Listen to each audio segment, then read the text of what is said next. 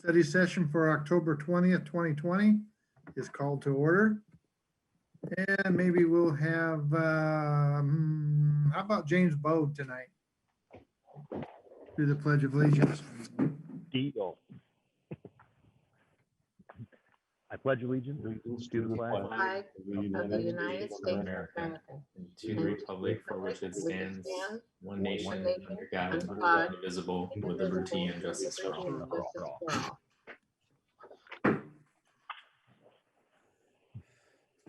All right. Tonight, we're going to have Finance Director Aaron B. Miller to discuss the 2021 budget.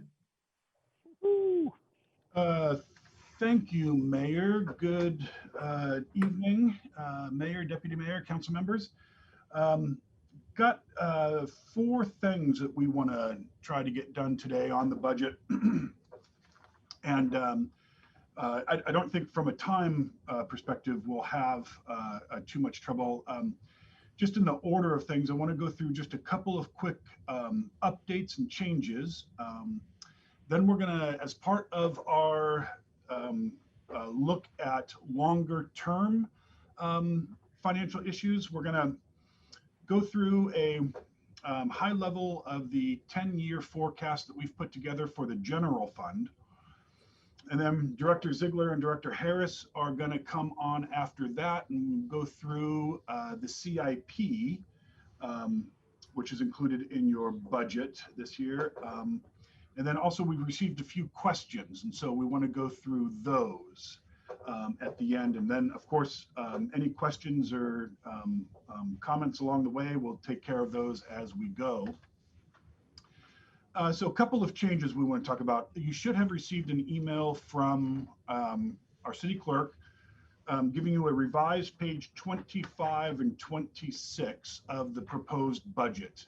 The reason that we gave you both pages of that is so you can just slip the old one out and put this new one in its place on your books. There isn't a significant change. Well, there's only one change really, and that is to the resource chart, the very bottom chart on the page, on page 26. That got messed up as I was putting it together, and so the new information that we've sent cleaned that up and made sure that the resources were in the proper columns. All of the resources were, or rows, all of the resources have been there. They just were showing in some different areas than where they should have been. So that's the first change. The second change that we have is the proposed budget as we provided it did not include a sewer tech in training position, a new position in 2021 that should have been in there. So that position is going to cost just about $80,000. And when we bring the final budget to you, we'll have an increase in the sewer fund expense of that. So one additional position in the sewer fund that was meant to have been included in there that was missed when we put the proposed budget together. So those are the 2 changes that we have right now for you. Moving forward then, if there are no questions on that, we want to get into the 10-year forecast. And let me share my screen. Hopefully everybody is seeing an Excel chart.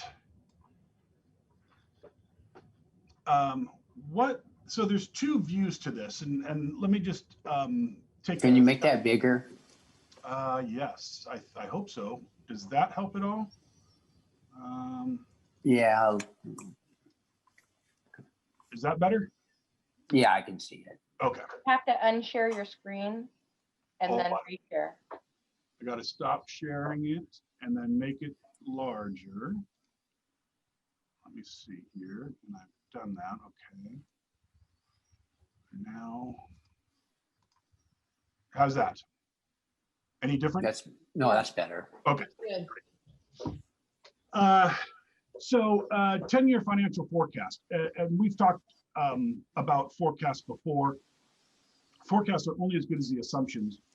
And the farther you go out in time, obviously the assumptions get weaker and weaker. And so a 10-year forecast is really just a tool for council and the city manager and directors to kind of look at and make judgment calls on where are we now and where are we looking to be in 10 years, barring any unforeseen changes. So this kind of assumes a more or less status quo.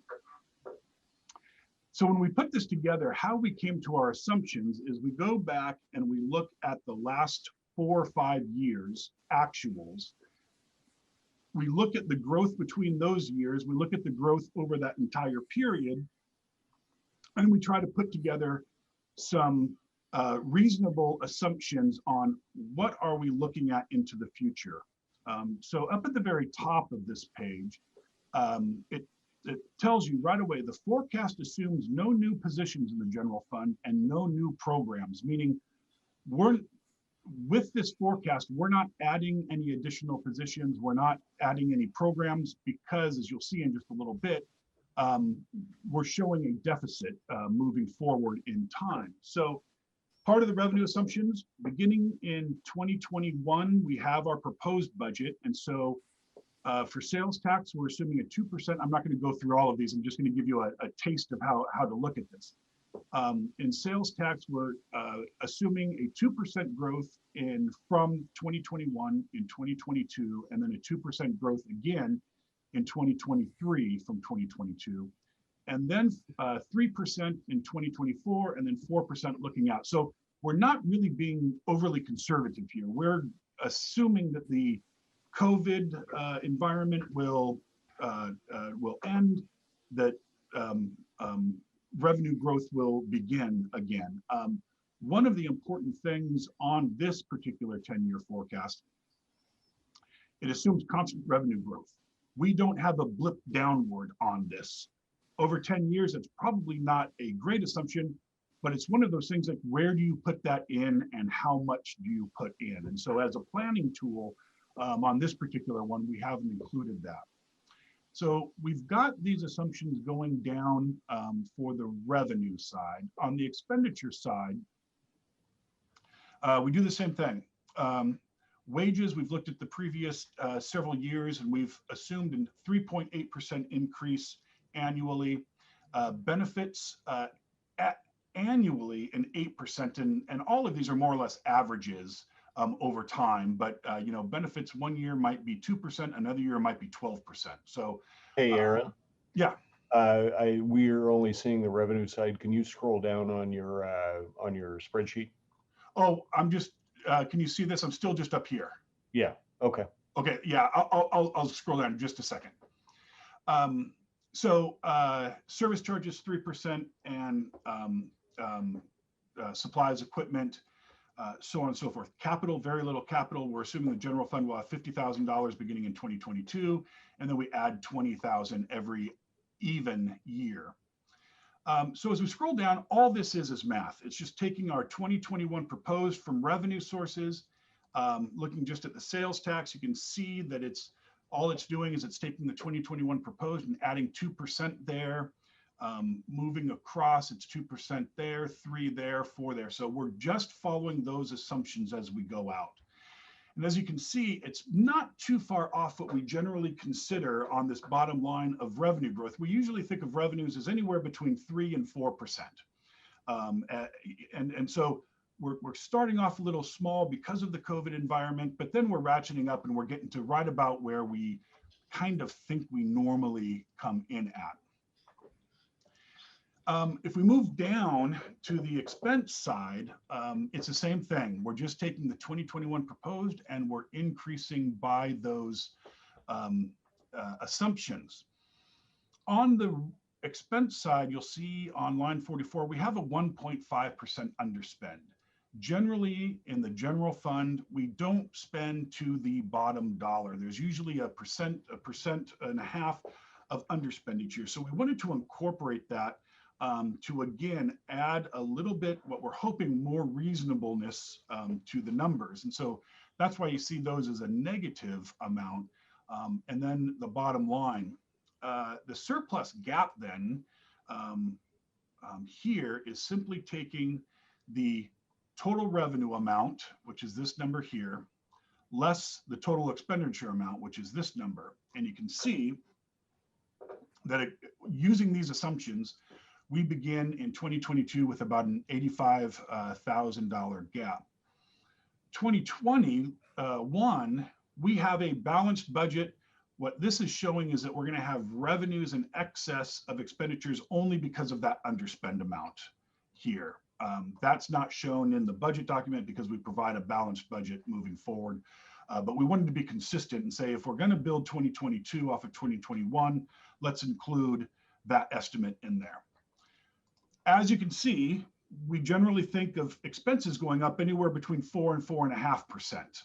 And that's that gap that we talk about, that is the funding gap that all governments have. Our expenses are simply going up at a rate faster than our revenues because one of our biggest revenue sources, the property tax, is capped at 1% plus new construction plus state shared changes in utility property. So, you know, as revenues go up 3.5% and expenses go up 4.5%, you're gonna run into a negative down below. So the other thing we wanted to talk about here briefly is these are annualized amounts.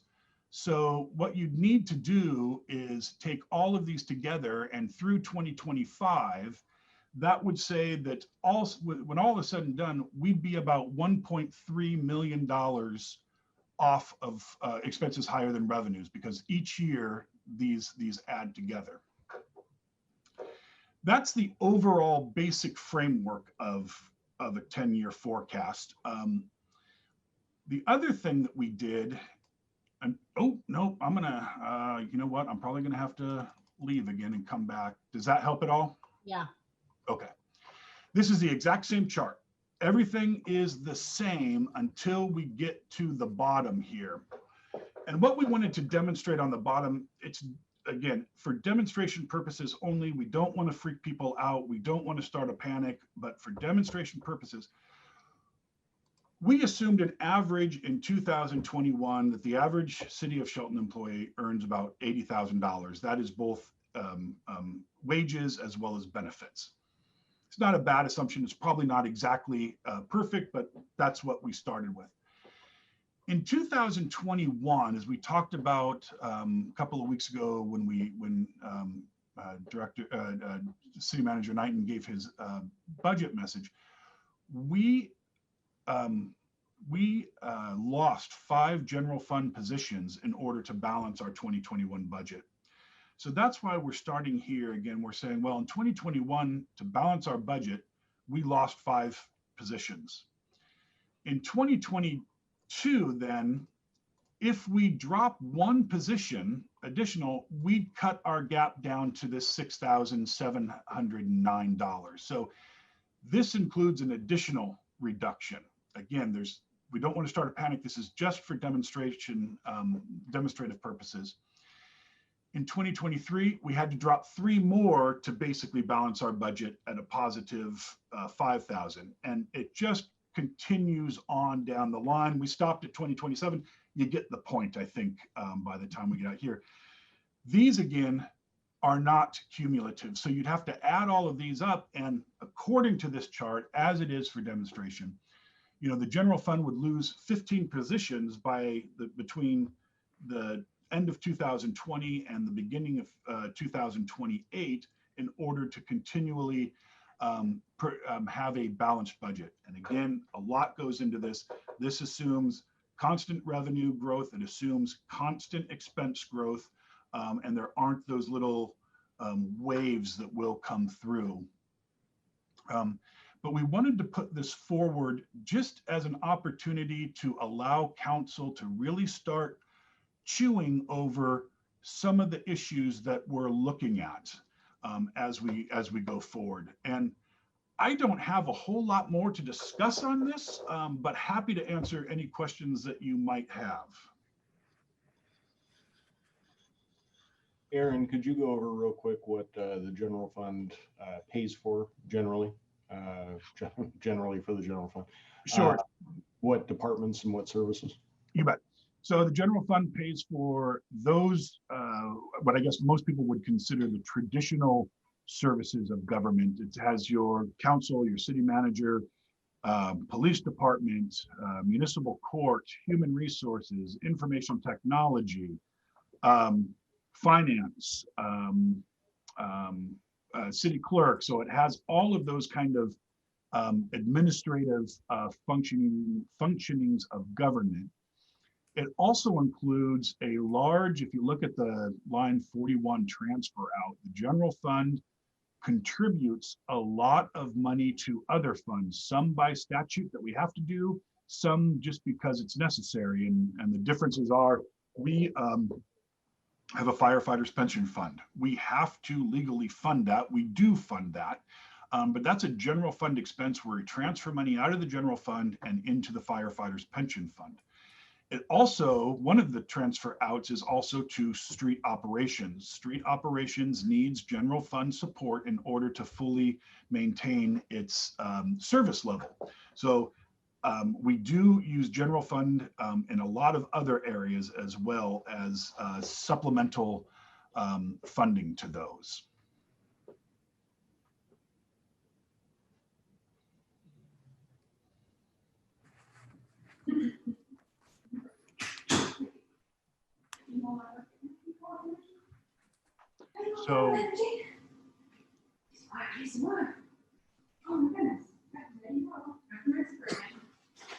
So, again, what we'll be doing over the next couple of weeks is we'll start adding some twists and turns. We'll make some additional assumptions. This is just the base assumption, but as we move forward, you know, we'll look at what if scenarios and what if this happens or what if that happens. Again, we don't want to go too far in either direction. We don't want to get so far conservative that we end up looking like we have to make decisions that we don't need to make, but we don't want to go so far to a rosy side that we aren't reactive as soon as we need to be in order to meet ongoing needs. So again, I don't have much more to add other than that, unless there are questions. Any questions for Aaron? Can you give us a little bit more detail about how you arrive at 2 and 2.7% and 4% growth? Yeah, let me bring it back up here. So what we do is we take our previous tools and we try as best we can to look at apples to apples. So we try to take out one-time things that aren't, you know, non-ongoing things. And then we want to look at not only the percent changes between each year, but we want to look at the percent changes over a period of time. And so we'll look, we'll do a percent change from each year, but then we'll also look at a 3-year trend and a 5-year trend. And then from there, we just, you know, the 2% growth in sales tax, for instance, where it's been 4%, sales tax has been really good, but we're not expecting that to continue in the time of COVID. So there are just some, you know, blanket assumptions that just seem to make sense over time. But that's the philosophy behind coming to these numbers.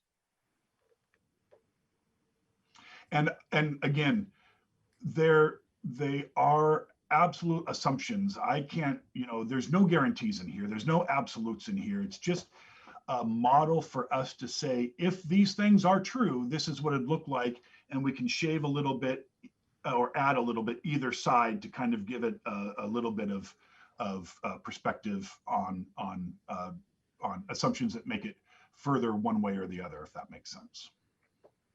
Hey, Aaron, I have a question way back on the firefighters pension fund. Okay. Page 123. Yep. Okay, so you kind of answered it already. The funding comes from the general fund, right? Correct. Okay, so total revenue right down there in 2021, the number beyond that is a minus 30,000, right? Yes. Yep. So what, how does, what are we gonna do when that happens? I mean, we have to fund the pension fund. Yes, correct. And so what that negative 30,000 there on page 123 represents is that the 2020 budget, we planned for a transfer in of $151,000. And in 2021, we're planning to transfer in $121,000. The fund itself is carrying a fund balance. And what we tried to do is to say, we're transferring in more right now than they are spending. So if you look at the 2019 actual column, we transferred in $146,818, but the overall spending was 86. So the fund balance increased by 78,000. So they're carrying $650,000 of fund balance that is in there. So all we're doing is we're trying to ratchet down some of the transfers. This fund balance will be used to provide those services and those obligations that we have. But at this pace, we just keep making the fund balance increase when we don't need to. So is it kind of like planning for that rainy day? That's what the fund balance is. It's planning for the rainy day. It's got, right now it's got 6 times the amount that we typically spend in fund balance. And so we looked at that and we said, we can bring that number down a little bit. Yeah. Okay. Thank you. You bet. Anyone else have questions for Aaron? All right. Thanks again, Aaron, for your professionalism. You bet. Thank you. So in your proposed budgets, if we're ready to move on, Mr. Mayor. Yeah. Okay. So in your proposed budgets, starting on page 26, you have our 6-year capital planning summary. This is something that we wanted to add last year, but we just weren't able to get to it. And so we're trying to continuously improve the information that we can give to you. The 6-year capital plan, the amounts that are listed in 2021 are funded in the budget. They are funded capital projects. So you should not see in the resources any unidentified funding gap in there. And we did have a question about that, and if I can, I'll just tackle that now. As we go out in future years, and again, Director Ziegler and Director Harris will be here to talk about theirs in just one second. As we go out and further in years, we're making more and more guesstimates about costs and what sources may be available. And so the unidentified funding gap simply is saying we've made some assumptions on funding, but we know that we don't have at least this much. And so I'm looking at the capital facilities capital plan on page 27. Most of that money, or a significant amount of the money that goes to fund the facilities capital, is general fund. So each year we have to see where we're going to be with general fund expenses, where we are with general fund revenues, and then decisions have to be made on what are going to be our priority spending. So what Director Ziegler had put out here is he put out a plan of what he thinks he needs to do moving forward in time from a capital perspective. And then below we show the funding. And as you can see, as we go out, basically what he's saying here is, look, it's going to be general fund. At this point in time, we don't have any other resource but general fund. As we go out in time, those get a little bit more shifty, harder to pin down. But we wanted to at least allow council to see what, from Director Ziegler and Director Harris's perspective, are the most important capital needs moving forward for the city through the 6-year period of time. So with that, I don't know who's going to go first. Mark, would you like to go first? Sure, I'll take it on. So as Aaron just, I guess, segued into the facilities capital plan is on page 27. 2021 projects include the Civic Center parking lot, the gravel lot next door, which is being led by our Public Works Department in cooperation with a lot of other departments here at the city to get that project to fruition. A cargo van for our facilities department, and then parking lot maintenance at the Civic Center and the library, which is seal coating, crack sealing, striping, those kinds of activities that haven't happened for some time.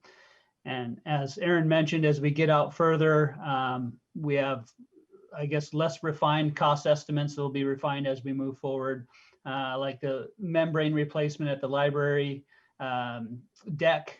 We had some bids on that a year ago, so we've got a pretty good cost going into this year, next year, and the year forward. We'll just have to add a percentage or get some refined estimates from contractors and suppliers. UPS battery replacement at the fire station, uninterrupted power supply there that manages a power system in the event of a failure from the grid until the generator kicks in. City wayfinding markers, again, bringing the ability to add wayfinding throughout our community for visitors and residents alike, to local businesses, attraction parks, things like that. Something that would be uniform and consistent and well thought out and planned, and not piecemeal together. There's security issues in here as we move down the list, from electronic door locks that would be a fob or a key or a key card that would help us with security in our facilities. A lot easier to manage than keys.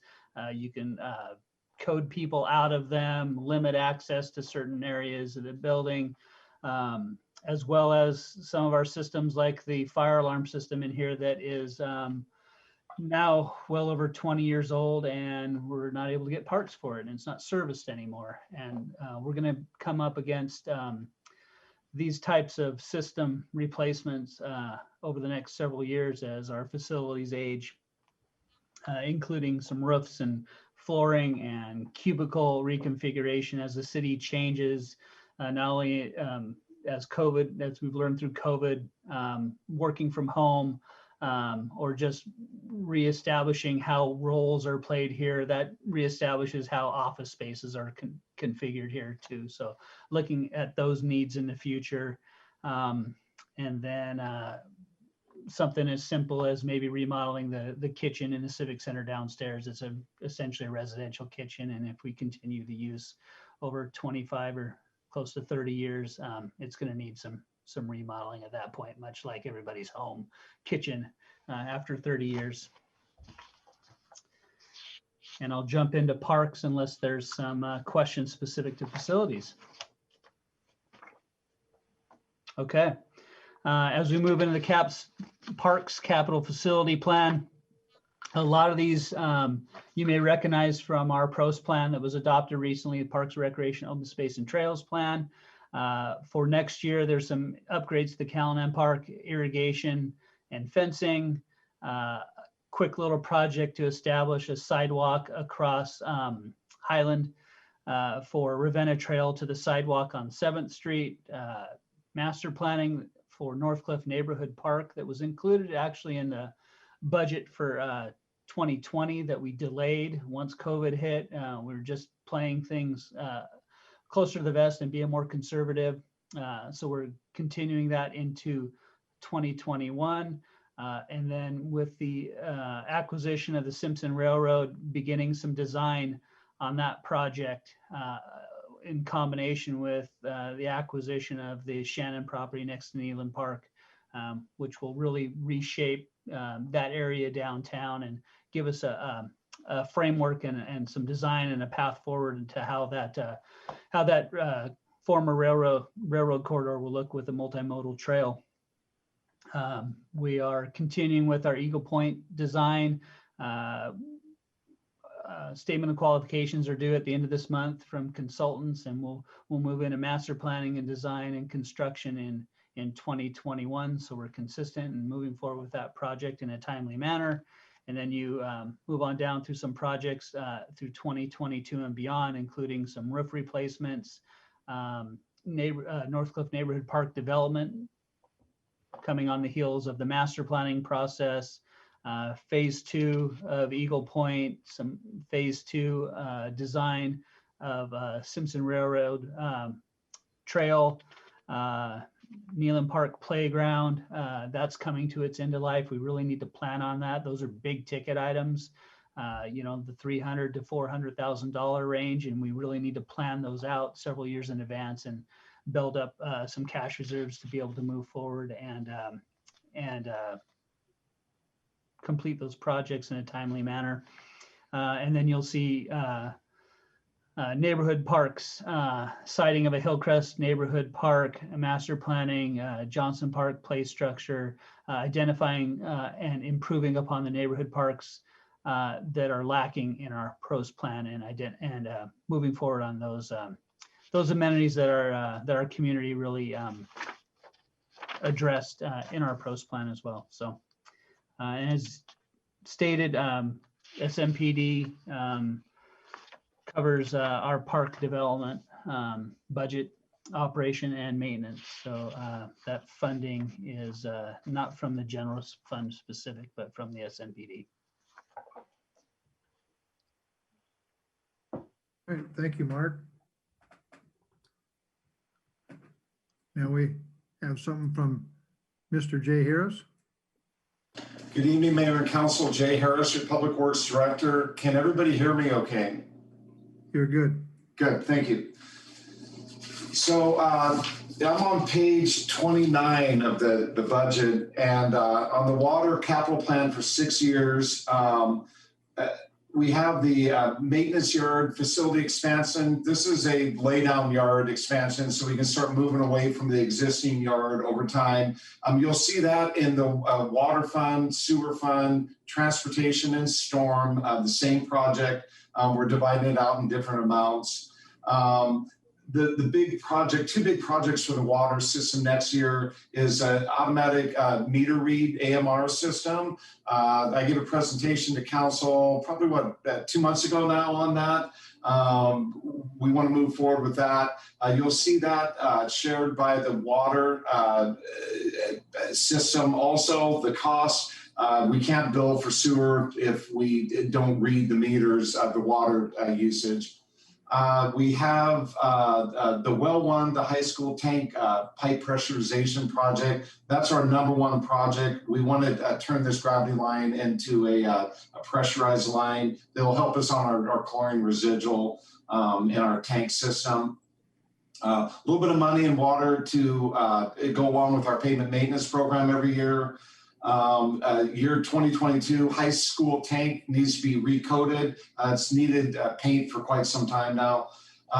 We need to replace the 20-plus-year-old generator at well 3 and 4. This is the backup generator when the power goes out. We need to be able to still get the well water out and get it on its merry way to the reservoirs. Out in 2023, we have some improvements at the Angleside pressure booster station. 2024, we're going out to on-site chlorine generation. That's at wells 1 and 3 and 4. Right now, the generation buildings are poor. They're at end of life. We need to replace those and get a better setup for dosing and telemetry back to the city SCADA system. And in 2025, you'll see we have system repair and replacement and hydrant improvements, starting to invest out a ways in our aging cast iron pipe system, some asbestos cement pipes, and start going over and replacing a bunch of hydrants that are really, really getting old and are in need of just complete, they're beyond repair now. So we're replacing those. We're working on completing the water comprehensive plan, and with the comprehensive plan update, we'll have a new project list. So it's likely that this list in the next 6 months is going to change as we reprioritize a couple things, and you'll be kept updated on that. The last thing is we're doing a water rate study next year and a sewer rate study next year. As both master plans will be completing for water and sewer, we need to go back and look at the rate structure also. Any questions on water? On wastewater, we have a preliminary design report for Front Street pipe removal, design and construction. That pipe runs between the two lift stations, and we would like to see replacing that. It's under Goldsboro Creek. The creek has mined out the top of the pipe, and you can see it. People put rock in there over the years. And that pipe, something needs to be happen to it. We'll have a preliminary design report next year. And I'll get you updated on what the recommendation is from the engineering group. We have the membrane plant, reclaimed tank is going in next year to hold recycled water up at the reclaim plant. We have the wastewater treatment plant, a slack tide tank system. And that's an evolving project right now. We have Grant Osborne working on a different alternatives on that. And once I get their final design report, I'll be sharing a bunch of information with council on it and some of the decisions that we're making on that particular project. At the membrane plant, we need to replace 2/3 of the filters. A third of them were replaced over a year ago. We need to finish the other two banks of filters, and working on the master plan update, as I spoke to earlier. There's that AMI project that's shared with the water meter system project. There's the maintenance facility project. Pavement maintenance, a little bit of money on the sewer system. That could be replacing some broken joints, that sort of thing, and getting the road patch ahead of us, overlaying. We need to videotape the lines, obviously, before we pave. And those are just budget numbers. Sometimes you have to replace the whole line. Other times you just have to raise a manhole rim. So until we really get into the pavement maintenance, the actual projects, those are sort of placeholder numbers there. Moving out a little ways, just some capacity studies for the membrane plant. Need to buy some property up there also. The expansions are ways out at the membrane plant. I want to make sure that we have additional land available before something happens around us and then it's not available.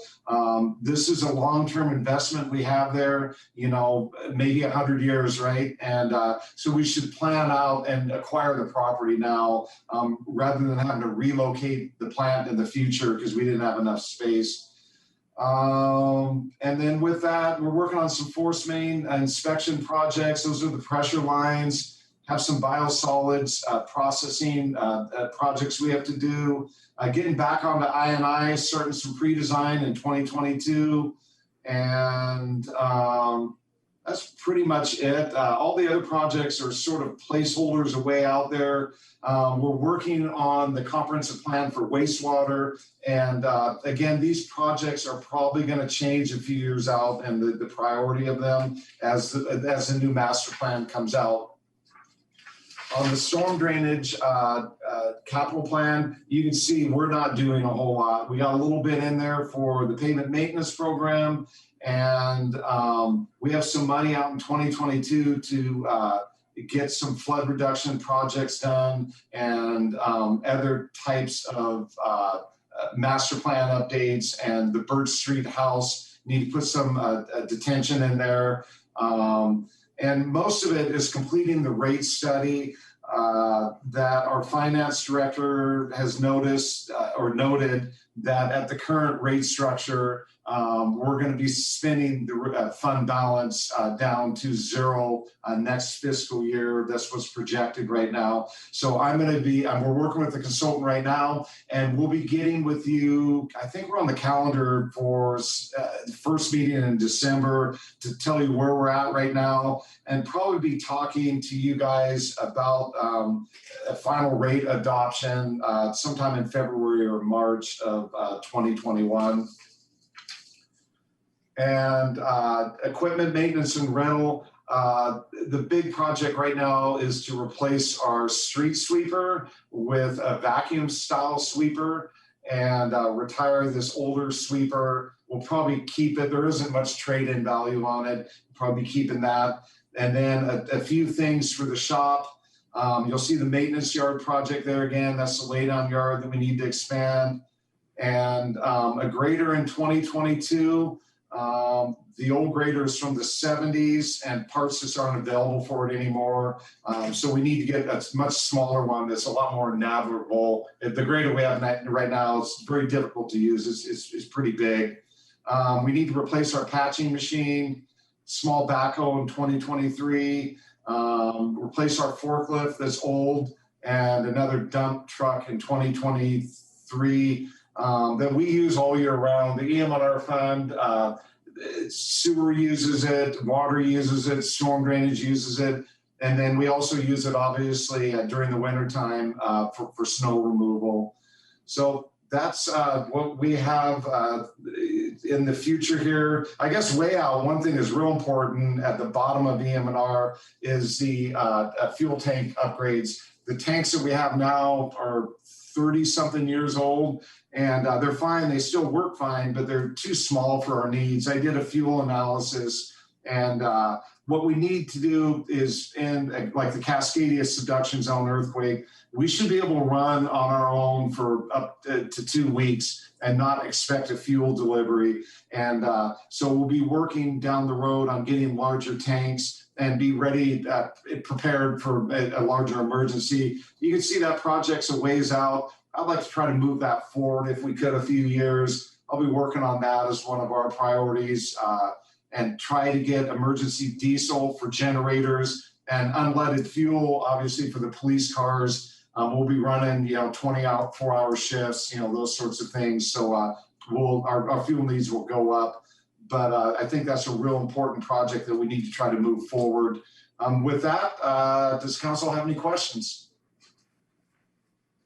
And I also just wanted to say, Mayor and Deputy Mayor and Council, that this is our planning process. We're looking far out strategically to determine what we need to provide the services that Shelton expects. And this is our plan or how we're going to do that. We can lay it out on paper.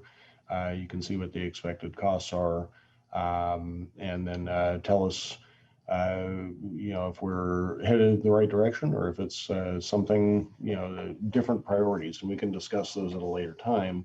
But I wanted to make it very clear to council that we are working on a plan, and we are definitely looking forward to what our needs are going to be and how we're going to address those needs. Good. All right, anybody else? All right. Thank you, all your participants. The study session is now adjourned at 5:44. Good to go. Okay, this Shelton Metropolitan Park District meeting is called to order. Donna, will you please do a roll call? Yes, I will. Let's see if I can call you the right thing. Board Member Dorsey. You're on mute. Here. Here. Board Member Feast. Here. Board Member Schmidt. Here. Board Member Peterson. Here. Board Member Bode. Online. Board President Anesco. Here. And Board Clerk McDowell. Here. I think that's it. Okay. Members of the public can make comments during the public comment period, as well as the business agenda and the action agenda. Option 1, join the Zoom meeting by clicking on the link that is displayed on the city's webpage.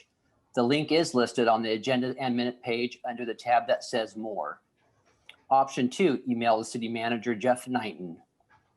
Option 3, call Jeff's office phone. Both the email address and phone number are displayed on the screen of Mason Web TV streaming video. Donna, do we have any public comment today? No, Mr. Anesco, we don't have anyone signed up. All right. Has everybody had a chance to read the consent agenda? Yes. Is there a motion to approve the consent agenda as published? So moved. Second.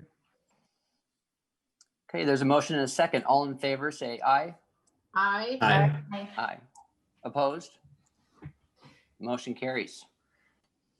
We are recessing from the special meeting to open a public hearing about considering the 2021 ad valorem and EMS levies. Finance Director Aaron B. Miller has details for us about this resolution to consider the 2021 ad valorem and EMS levies. Thank you, President. I just want a quick clarification. It's for the Shelton Municipal Park District. It's not the EMS levy. It's just the Park District ad valorem levy. So just point of clarification there. Oh. The resolution that you have in front of you is for the 2021 collections of property tax. State law allows us to increase our revenues on previous year's property tax by 1% or the implicit price deflator, whichever is lower.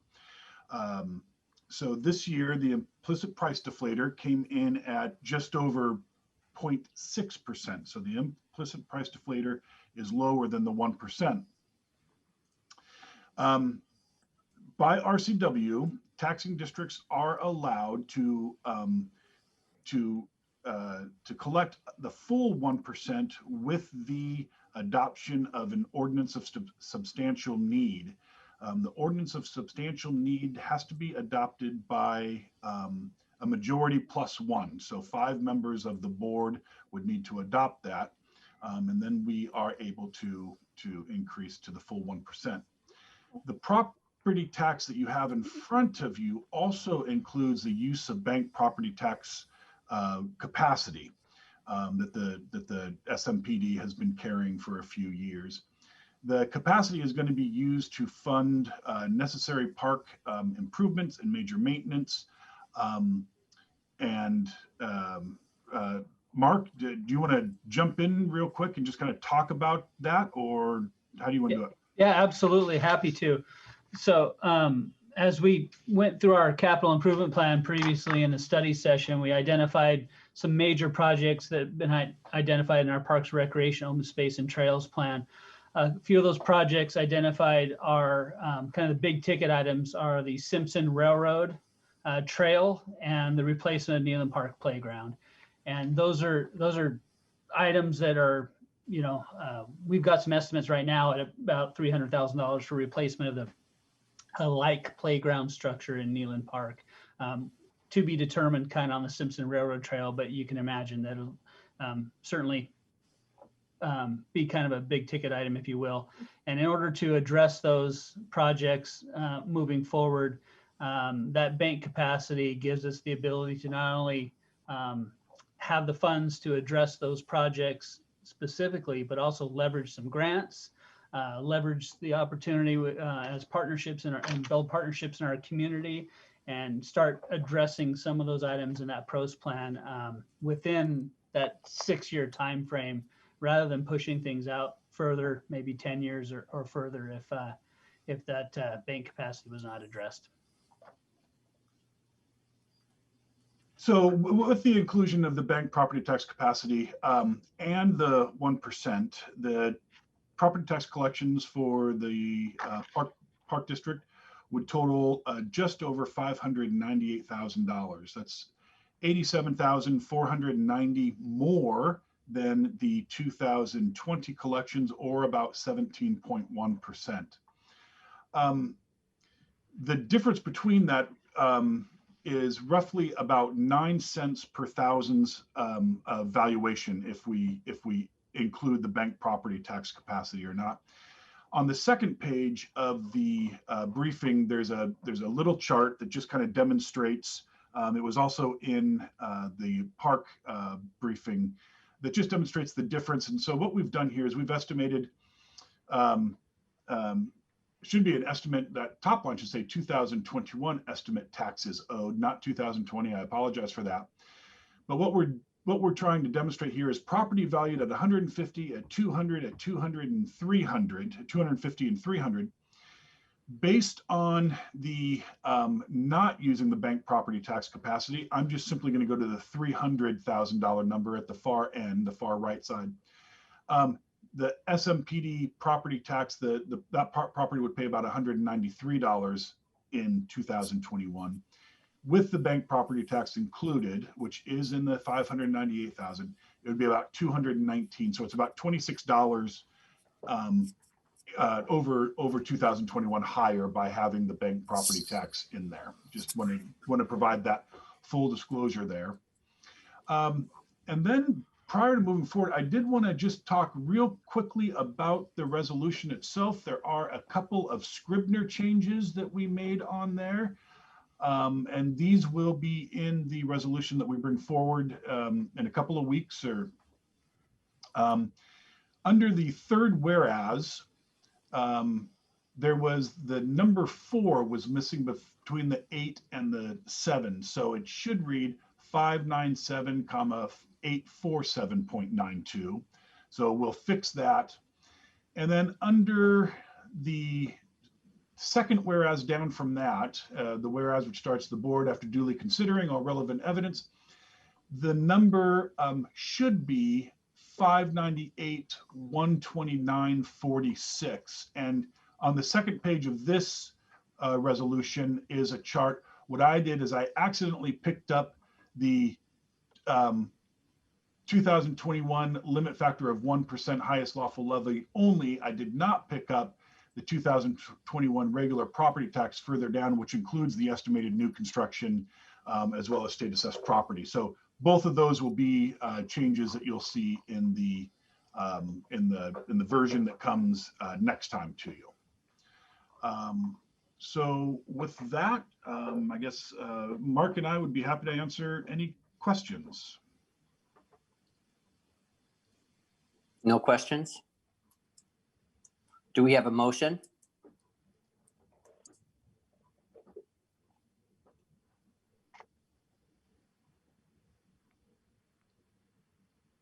I move to forward the 2021 ad valorem tax resolution to the November 17 SMPD special meeting for further consideration, action to allow the public another opportunity to comment on the resolution under consideration. I'll second that. Do any council members have any questions or comments? Okay.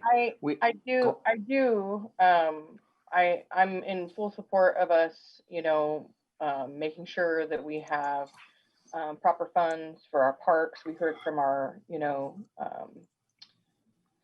some of our constituents, over the last couple of meetings, council meetings, that it's so important for our families to make sure that we have our parks in order. And I'd be curious to hear from you, Mr. Board Chair, what your thoughts are on this specifically. My thoughts are I will be voting on this. Okay. We experienced when we voted for some equipment needed and replacement, there were concerns about the spending on those. And so I just want to make sure that we have conversations about everyone's desires for support for the parks as well. Yeah, I for one was in briefings when we saw, revisited the pros plan and the renderings and things like that, and not to put words in yours or Mr. Bode's mouth, because I think we all kind of lit up when we saw that. It's just an incredible thing to see what the next 10 years, 15 years of the city of Shelton could look like. In going back to those sort of 3 principles, those 3 guiding strategic goals and the community life aspect of it. I like where we're going with things, hearing these longer term plans wrapped around the finances as well.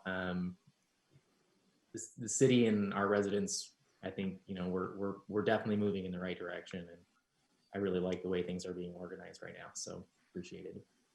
Agree. I completely agree. I think that the plan that staff have put together with the feedback from our constituency, and the pros plan is right on point. I think that what we see with budget, and then through Eric's leadership as a chair for this committee, is a big deal, and it's a huge, huge asset for our community going forward. So just want to say thank you for all of that. Okay, any other comments or questions? We have a motion and a second to move forward the 2021 ad valorem tax resolution to November 17th SMPD special meeting for further consideration, actions, and allow the public another opportunity to comment on resolution under consideration. All in favor, say aye. Aye. Aye. Aye. Opposed? Motion carries. This public hearing is closed, and now we will open another public hearing about the 21 preliminary budget. Thank you. Oh, and Aaron for the details. Thank you, Board Thanks. President. The 2021 Shelton Municipal Parks budget is before you. The total budget is for $773,250, and includes, that number includes $216,000 for parks capital and major maintenance activities that Director Ziegler went through earlier. The expenses supported by $599,000 of revenue, which includes the use of bank property tax and the statutory 1% increase on the highest lawful property tax levy. And it also assumes the use of $173,820 in fund balance from the park district. So on the resolution itself, there is a chart at the bottom of the first page, which shows the City of Shelton's total Parks and Rec budget of $575,000. We take out the estimated revenues of $24,500, and then we add in the $216,000 for capital projects, and we always budget a little bit for the auditor process as well as for necessary insurance. And that's where we come to the $773,250. And just real quickly, the 2020 beginning fund balance for the Park District was about just over $465,000. Our estimated revenues is $501,700. Estimated expenses, $455,700. So that would leave an ending fund balance, if using those estimates, of just over $511,000. So in this budget, we use $173,820 of fund balance, which would leave us about $337,670 in fund balance still at the Park District. So just wanted to provide that little bit of color on that. Thank you. And that's all I have, unless there's any questions. Donna, has anyone signed up for public testimony? No, they haven't. Okay. Do we have a motion?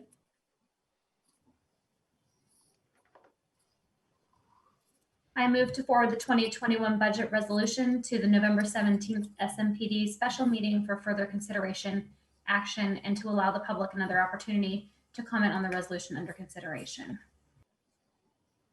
I second that. Okay. Any council members have any questions or comments? No?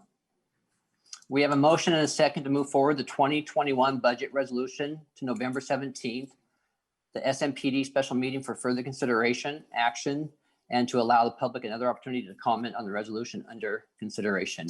All in favor? Aye. Aye. Aye. Opposed? Motion carries.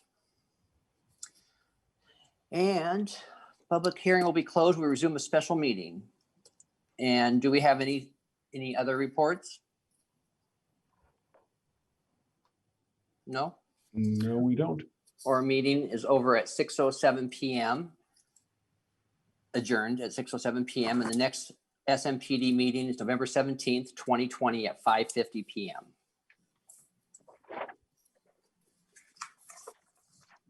Thanks. Kevin, your turn. All right, should we just move right into it? Yes, please, Mr. Mayor. The council meeting on October 20th, 2020 is called to order. How about we have Mr. Eric Onisco do the pledge? Hey. I pledge of allegiance To to the flag, United States of America, and to the republic for which it stands, one nation, under God, indivisible, with liberty and justice for all. I didn't hear anybody else. I was saying it. Yep. They're really loud, but I was on mute. Oh. All right, Donna, will you please do the roll call? Yes, I will. What time did we call it to order? 6:08? 6:07 or 8, yeah. I'll say 6:07. Okay, roll call. Councilmember Onesco, Here. Mayor Dorsey, Here. Councilmember Feast, Here. Councilmember McDowell, Present. Councilmember Bode, Here. Deputy Mayor Peterson, Here. Councilmember Schmidt, Still here. Thanks, Joe. thank you. Does council have any changes to the agenda and or Jeff? Mr. Mayor, Deputy Mayor, and Council, I do have one late addition, and that will be under Section D, presentations, and we'd like to add item 2 to that for Mr. B. Miller to tell us about our bond refunding experience. Yay. All right. At this time, I'd like to remind members that they can make comments during the public comment period as well as the business and action agenda. Option 1, join the Zoom meeting by clicking on the link that is displayed on the city's webpage. The link is listed on the agendas and minutes page under the tab that says more. Option 2, email City Manager Jeff Knighton. And option 3, call Jeff's office phone. Both email address and phone numbers are displayed on the screen of Mason Web TV streaming video. All right. On to the consent agenda. Is there a motion to approve the consent agenda as published? I moved to approve the consent agenda as published. All right. Do we have a second? I second it. All right, thank you. All in favor, say aye. Aye. All opposed? All opposed? No? Okay, motion carries. All right. Donna, do we have anyone interested in making a public comment tonight? No, Mr. Mayor, we don't have anyone signed up. Okay. Next on the agenda is a presentation from our Public Works Department Superintendent, Mike Albaugh, and Water Quality Specialist, Ken Dickinson, are going to share information with us about the Cross Connection Program.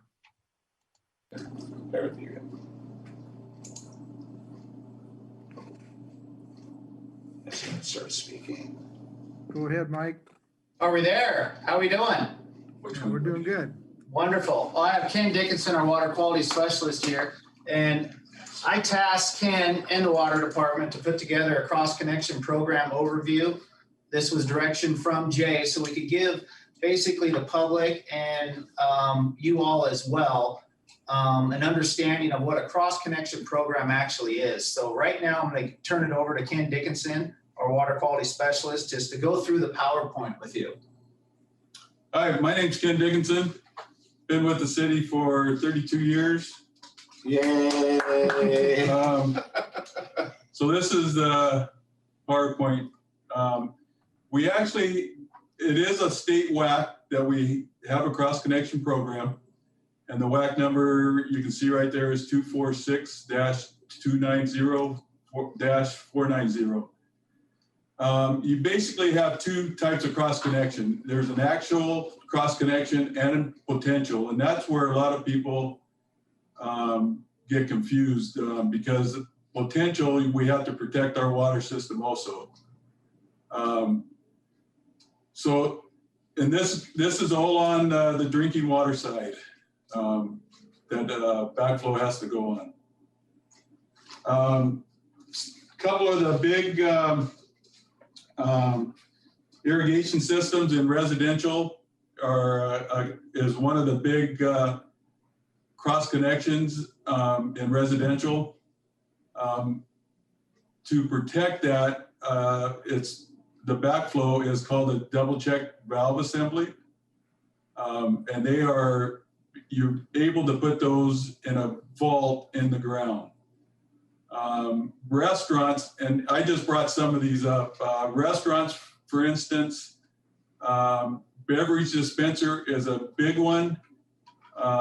Those need protection, which is called a RPBA, which is a reduced pressure backflow assembly. Beverage dispensers can be very hazardous. Chemicals within the CO2 and the copper tubing do not mix, and they can be very dangerous. So you have to have a backflow assembly on those. And there's a couple other ones there that also need protection. Again, the WAC number is on here. We do have a cross-connection policy and a cross-connection plan. The cross-connection policy, it's in the municipal section of 15.08.080. And also that comes along with this, there can be penalties. A violation can be $2,000 for the violation and $2,000 additional for each day thereafter. Here is what the state health department, and this isn't everything on this, table 9 is what the state health department calls table 9. There is a lot more that could go on this. I just put a few of them down. All car washes. We don't have any chemical plants or anything. We do have commercial laundry and dry cleaning. These all have to have what they call the RPBA, or reduced pressure backflow assembly. Even down here, the third one from the bottom, surveys, access denied or restricted. If I go into a place that needs a survey to be done, and for instance, there's a closet off to the side that has a door. If I'm denied going into that closet, the survey is done and it's an automatic RPBA that is put on to our water system by the customer. It's property owners that put this assembly on.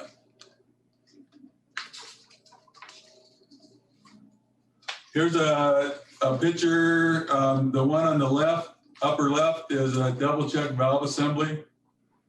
The lower right one is the reduced pressure backflow assembly. And the difference between the two, and I don't know if this pointer points to it or not, but the RPBA right down in the middle of that, you see that round assembly there on the bottom. Just to the right of that, these spill out water. If it detects that there is a pressure difference in the line, it will start closing down the two check valves that are up on the upper top there, and it will start throwing out water. So the reduced pressure backflow assemblies have to be elevated,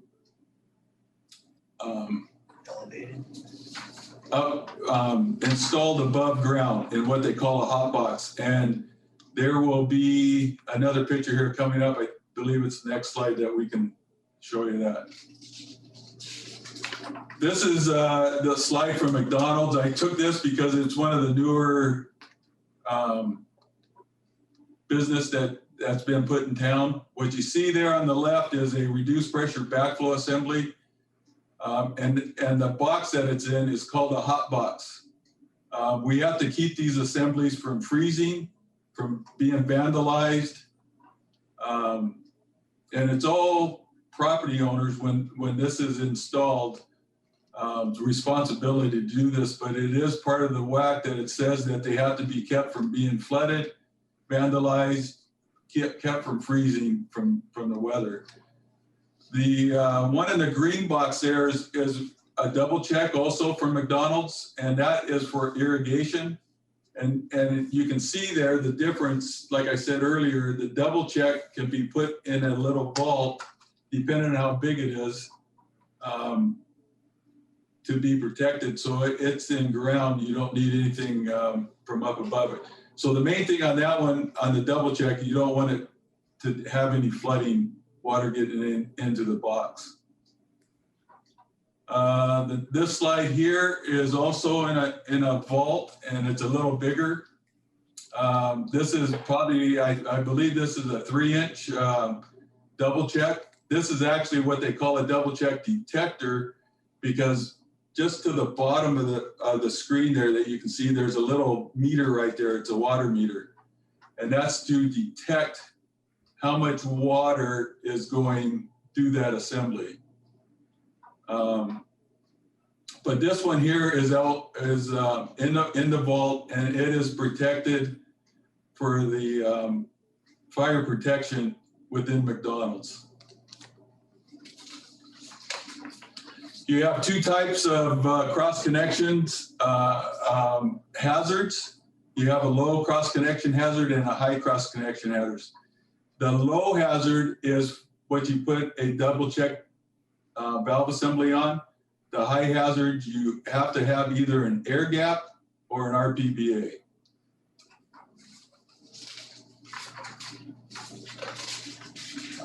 Doing a survey for businesses, what we're going to start doing is going through businesses. Every business in town needs to be done at least once a year. If there is, like I said, we will try to get hold of the property owner to ask them that a survey needs to be done. And if we can't get a hold of anybody, then we send out a 3-part letter stating that a survey will be done, and we are trying to contact them, and they would also have the information that they can contact me as a cross connection specialist. And I think that's an important part, Ken, as far as you're out there willing to help, you know, to answer questions. It's just not this big authority thing. It's very important because you're dealing with, I mean, this is a public water system. So, I mean, it's public health you're dealing with. So, but we're out there to help, answer questions, to aid and assist in any way. Yeah. And if we can get rid of a cross connection where the people don't need it, we will work with them trying to eliminate that cross connection also. Residential, it states in the WAC that they are to be done at least once every 5 years. I've been told or read an article that some people are putting these on, I guess it'd be the internet or on our website, the city website, and they could get and fill that questionnaire out on the website. Hopefully we can work that out. We don't have that right now, but hopefully that we could work that out where that could happen. And also, again, if we can't get a hold of the resident, and that is also the resident and the property owner, basically for both of them, a letter would go out telling them that a survey needs to be done.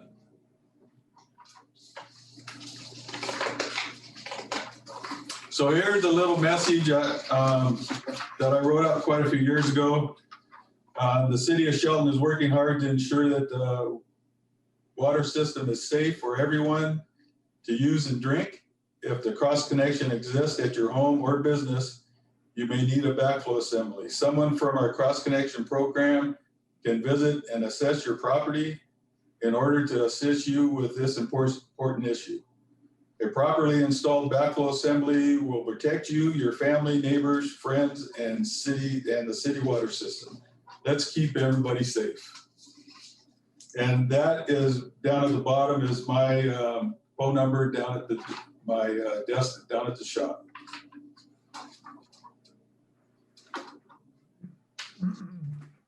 So anybody have any questions? No questions. Stop sharing. Have we ever had a situation where the like a resident or a business didn't have double backflow prevention or backflow prevention, and it actually resulted in a loss in water pressure and contamination to our water supply in your time? Because you've only been here a couple of years. I'm not sure. No, as far as I know, as long as I've been here, there has never been a backflow situation. We have gone into some businesses where they do need some backflow, and people aren't very happy when they can't get rid of the problem, and you tell them that they have to put a backflow assembly on, and that's been the problem in the past. So. But like I said, businesses, at least once a year, all your high hazard businesses need to be done. And then residential all needs to be done at least once every 5 years. So. I'll just add, and I was just going to say, and I'm reasonably confident it's because of the diligence and the care that you put into this over the last 30 years plus. So, and thank you for your service to the city as well. Thank you. Also, I forgot to mention within the, I have a program down at the shop on my computer. It's called XC2. It tracks all the testing of these backflow assemblies. It tracks all the surveys that will be done. And it will alert you when another survey on the property that needs to be done. And so it's all done on this backflow program that the city has paid for. And we just got that upgraded to the XC2, which is a better program from what we've had before. Ken? Yes. I have a question. I always get my little letter from you every year. Well, residential, you just said could be 5 years. Why are we doing it every year at my house? No, that's the testing. The testing of these backflow assemblies have to be done every year. I see, okay. But the survey only has to be done on residential once every 5 years. Okay. But yeah, the testing, we have right now between 650 to 700 backflow assemblies within the city of Shelton right now, and every one of them have to be tested every year. Right. And the people get a reminder if you're, and I can't remember what month yours are in, but just say it was due in April. Mm-hmm. The first part of April, the letters go out on the 27th of, that would be the 27th of March. So you have it close to the April 1st. Yeah. And everybody, we test from March clear to October. So everybody that within those months get a letter at the start of the month. And then if they don't get that tested, following the next month, they get a second notice and so on. They get a total up to 3 notices. Yeah, I've got that second notice before from you. Yeah. Thank you. Yeah. What happens if they don't respond? If they don't respond within that third notice, within the WAC, it states that we can shut the water off. Again, there's fines in there. They can be charged a $2,000 per day fine. But most of the time, once we get the water off and we lock the meter off also along with that, it's within hours before everybody gets that fixed. Yeah. Well, thank you. Anybody else? I just want to say something about Ken. This is one of the last things Kenny wanted to implement in this program. When he started as a cross connection specialist, he hit the ground running and probably has more passion in this position than any other position I can think of down at the city. He really paid attention to detail, and there was a want to get this program started and actually implement it the right way, not just halfway. So, I mean, Kenny, you got almost 32 years in. You've been a great worker to work with and supervise. Anytime we call you, you come in, you're plowing snow if need be. Your information that you have banked in your head around a sewer or storm system or anything like that, I mean, you always have the answers. You always have. And it's been a pleasure to work with you. So we just want to give you this certificate of retirement as a gesture. So we appreciate it, Kenny. Everything you've done, 32 years, buddy. Thank you. Thank you. So when's your last day? October 30th. October 30th. Last day. Wow. Congratulations. Good for you, Kenny. Yeah, congratulations. Congrats. Thank you. Congratulations. Yep. All right. Thank you, guys. Welcome. Recessing from our regular meeting and. Mr. one Mayor, more? remember, yeah. Oh. Aaron B. Miller. Oh, yeah. Well, that's on the, after the after the recess, isn't it? No, this is the second part of the, Oh. this is the second presentation for Director B. Miller to talk to us about the bond refunding process. All right. Mr. B. Miller, you're up. Thank you. Let me just share my screen here. Hopefully everybody can see the PowerPoint. Is that?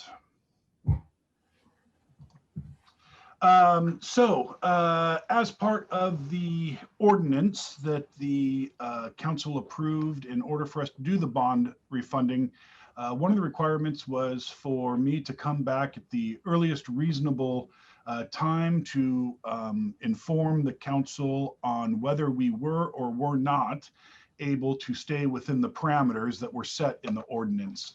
I won't spend a lot of time on this. We've been over this, but pre-bond sale, just some of the key considerations that we went through is that we wanted to issue the bonds prior to the November elections to hopefully achieve a higher savings due to lower rates.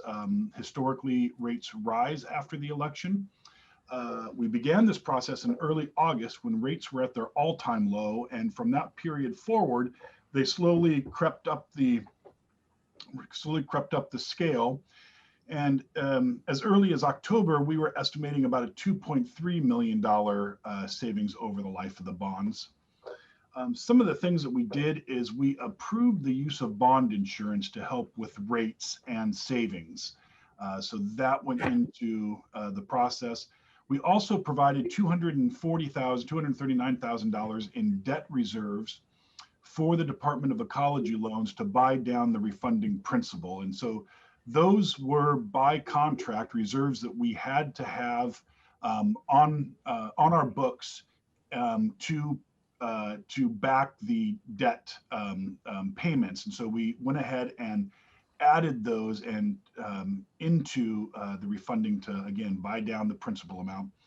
And then we've contracted with US Bank to make payoff payments on the refunded bonds.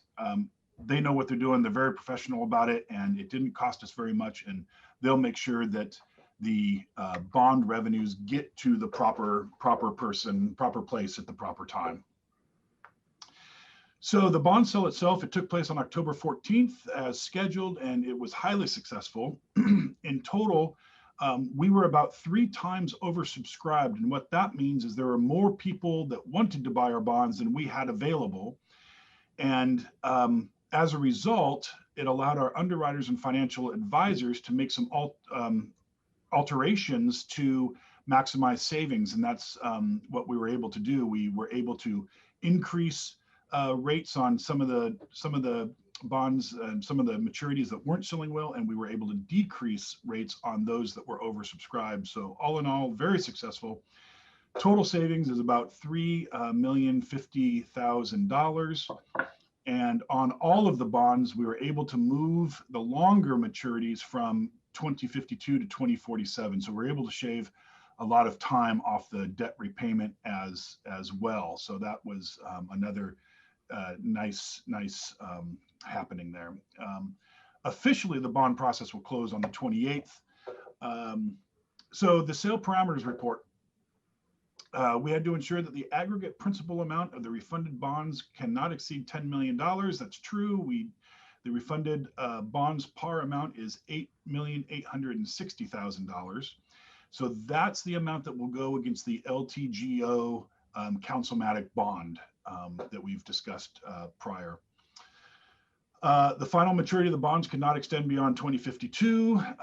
It's now at 2047, so we checked that box. The aggregate purchase price of the bonds cannot be less than 95% or greater than 135% of the aggregate stated principal. The aggregate purchase price is 106.7%, so we stayed within that parameter. The true interest cost of the bonds cannot exceed 4%. We are at 2.14% there, and the bonds are sold for a price that results in a net present value savings of at least 3%, and we were able to save 18.43%. So we were able to stay within all of our parameters. Again, just to kind of wrap up, very successful bond process. And sale, nice to have the A+ rating affirmed by Standard & Poor's. It's also with a stable outlook. The savings on the bond was higher than expected. That's always a nice surprise. And we were able to shave those 5 years off of our debt service. And just want to recognize again the team of Justin Monway. He's our financial advisor at Piper Sandler. Deanna Gregory is our bond counsel at Pacifica, and Caitlin Caldwell is our underwriter at KeyBank Capital Markets. And then I also want to just recognize all of the work that Terry did, our own Terry Schnitzer, in order to prepare the information for the official statement. So really successful process, and glad that we were able to go through it. So unless there's questions, I just wanted to provide that updated report. Yes.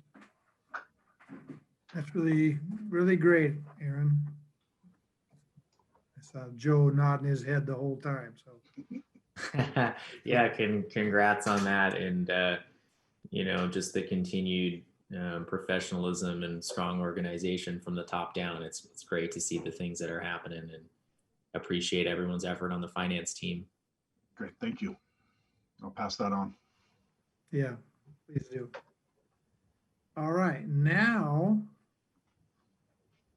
we are recessing from our regular meeting to open a public hearing about considering the 2021 ad valorem and EMS levy. Mr. B. Miller, who's had a busy night, has details for us about an ordinance to consider the 2021 ad valorem and EMS levies. Thank you, Mayor. The ordinance before you is the 2021 regular and EMS ad valorem taxes. Similar to the discussion at the SMPD meeting, this ordinance sets the levies, the regular levy and the EMS levy for collections in 2021 at 1%. State law, we're allowed to increase revenues from previous years by 1% or the implicit price deflator, whichever is lower. And it came in, the IPD came in at 0.6%. So it came in lower than our 1% that we have in this ordinance. By RCW, we can increase our property tax collections to the full 1% with the passage of a ordinance of substantial need. And that ordinance needs to be approved by a majority +1, so 5 council members in this case. I did want to just talk briefly about the ad valorem tax ordinance itself, similar to the conversation we had earlier. A couple of Scribner changes that we had to make. And these will be in the ordinance that comes back to you. Under section 2, the ordinance that we originally had to be collected in 2020, an increase of the EMS 2019 highest lawful levy for collections in 2020. So that should be, the first date should be 2021, is authorized to be collected in 2021, with an increase to the EMS 2020 highest lawful levy of 1% for collections in 2021. So we had some wrong years in there. So those will be updated. Again, the ordinance, this ordinance will increase our levy amount by the full 1%. Neither the EMS levy nor the regular levy have bank property tax capacity. It's at its highest amount now. So those aren't consideration. And one thing I did want to just add, we have not received the preliminary information from the Mason County Assessor's Office at this point in time. They are the ones that are, calculate the property tax, the assessed valuation. So we are using an estimated new construction amount as well as an estimated state assessment amount. Those are the amounts from 2020. So we've just carried those forward. If we get information that changes that, we'll try to pop those in before the next time that this comes up. But if worse comes to worse, this will get us to a full 1% on last year's, and then with new construction, it equals the amount that we have budgeted for 2021. So shouldn't be a problem from that side of things. So that's what I have, and happy to answer any questions on this. One, all right. Has anyone signed up for public testimony, Donna? No, we don't have anyone listed, Mr. Mayor. All right. I'd like to ask for the first reading of ordinance number 1953-0820. Ordinance number 1953-0820, an ordinance of the city of Shelton, Washington, setting the amount of the annual ad valorem taxes in the city of Shelton for calendar year 2021. All right. Do we have a motion?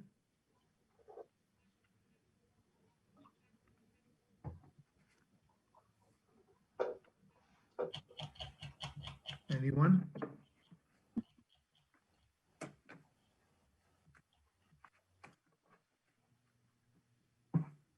We have no motion. Is this a business item? It is a business item. Oh, I'm sorry, not a motion. Well, I asked Yes, for a motion. it is. It's Yeah. a It is a motion. motion. We are going to start asking for motions to move them forward, particularly on ordinances, so that we can keep the record straight. And the motion should be, or a suggested motion should be at the bottom of your briefing sheet.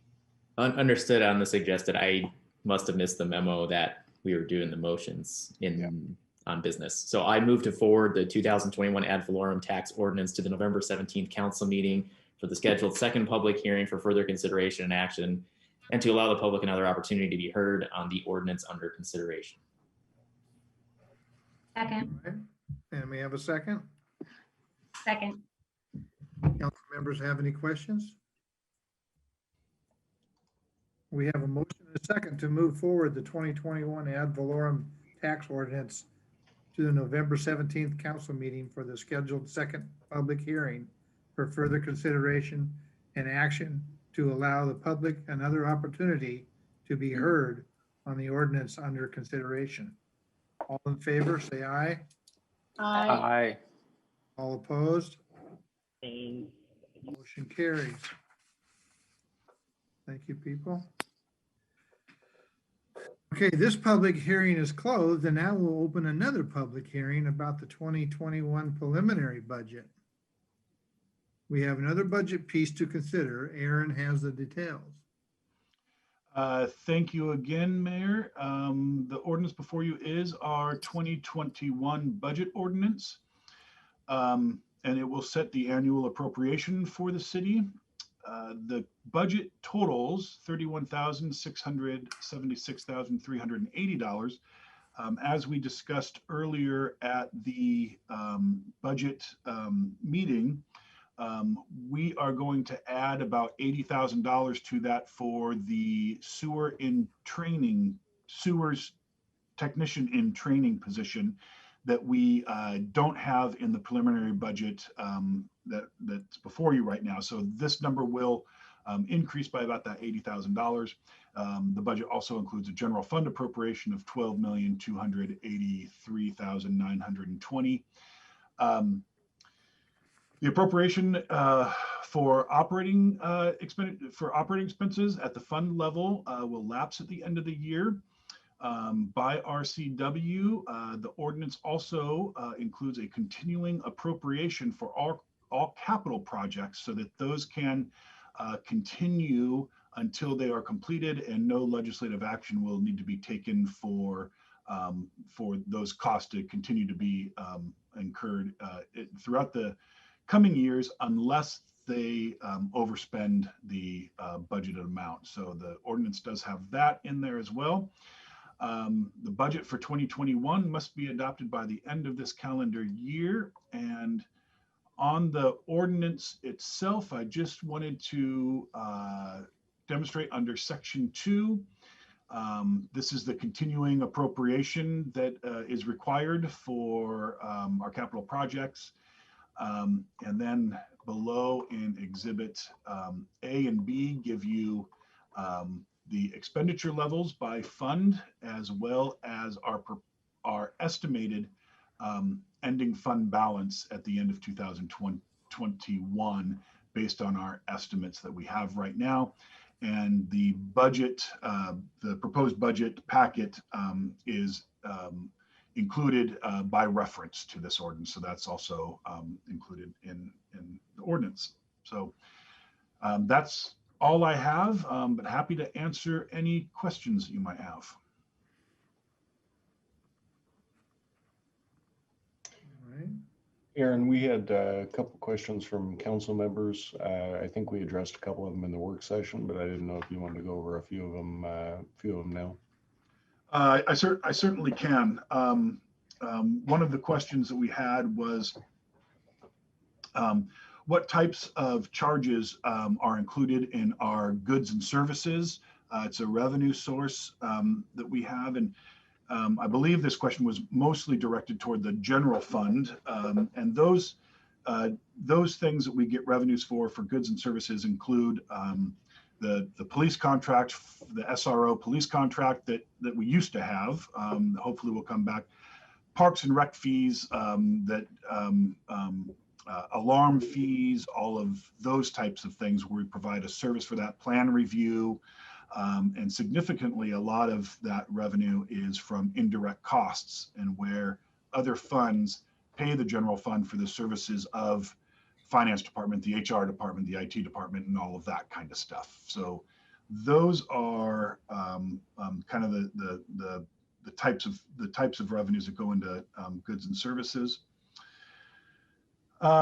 Another question that we had is why don't we provide a 2021 tax, or why don't we provide a 3 to 5 year tax estimate moving out 3 to 5 years? And so with that, we just haven't gotten there yet, but the 10-year financial plan that we went over as part of the budget process, that will be included in the final budget. And so there will be, that piece will be added, and again, just as an estimate for what the future might bring for that. Had a question about the transfer out. What types of expenses are in transfers out? I think we might have touched on this one, but transfer outs are payments that leave one fund that go into another fund to be expended. So in the general fund, one of our transfer outs is to the street fund. We provide supplemental funding to the street fund. So the transfer out is, I think, budgeted at $570,000 in the general fund. That goes as revenue into the street fund.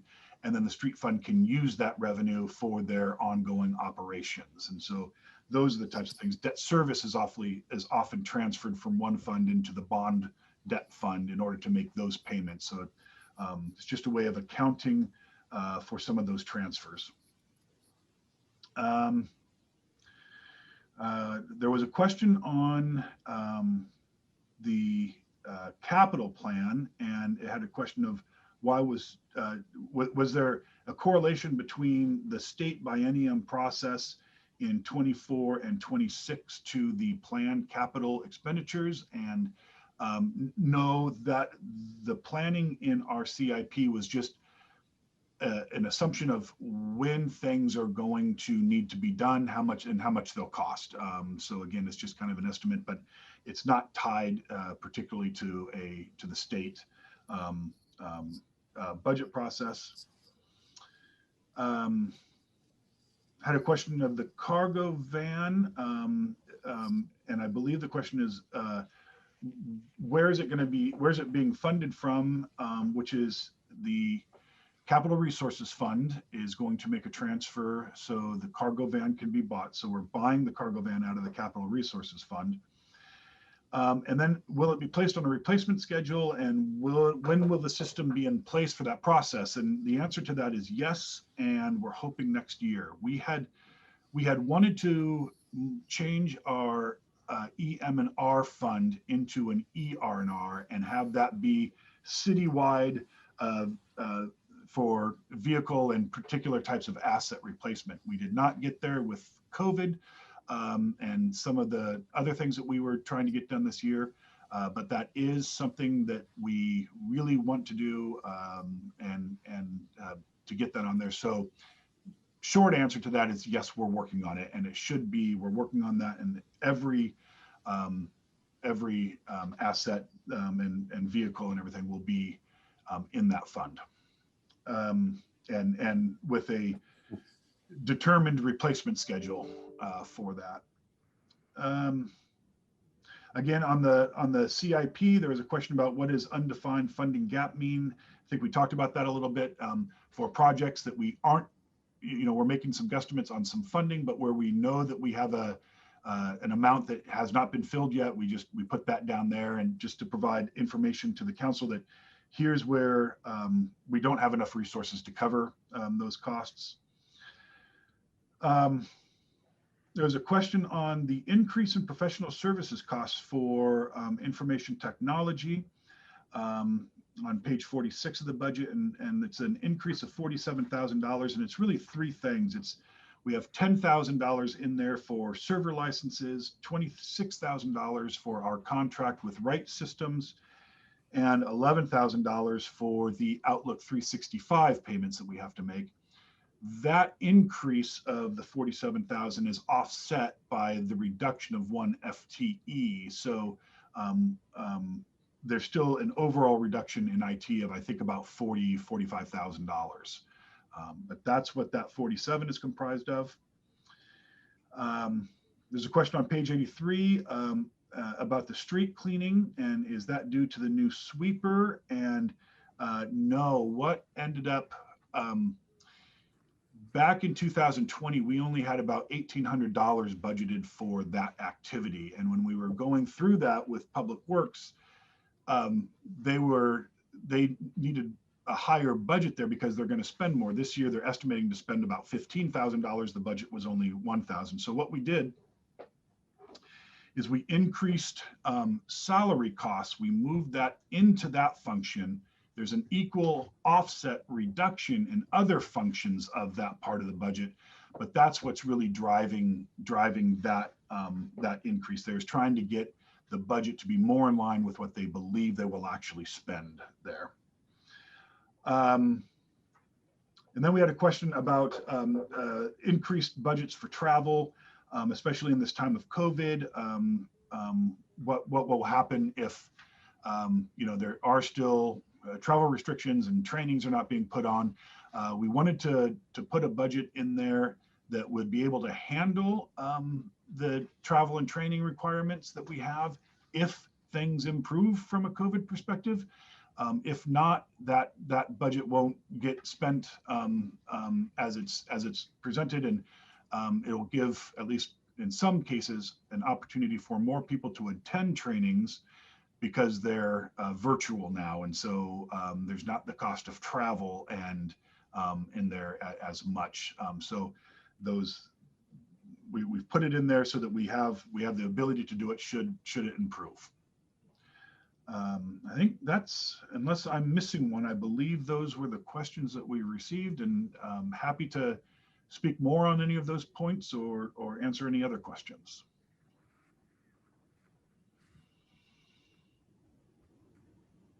No? All right. Thank you, Aaron. All right. Has anyone signed up for public testimony, Donna? No, they haven't, Mr. Mayor. All right. At this point, I ask for the first reading of ordinance number 1954-0820. Ordinance number 1954-0820, an ordinance of the City of Shelton, Washington, adopting the budget for the calendar year 2021. Okay. Again, we need a motion to move this forward.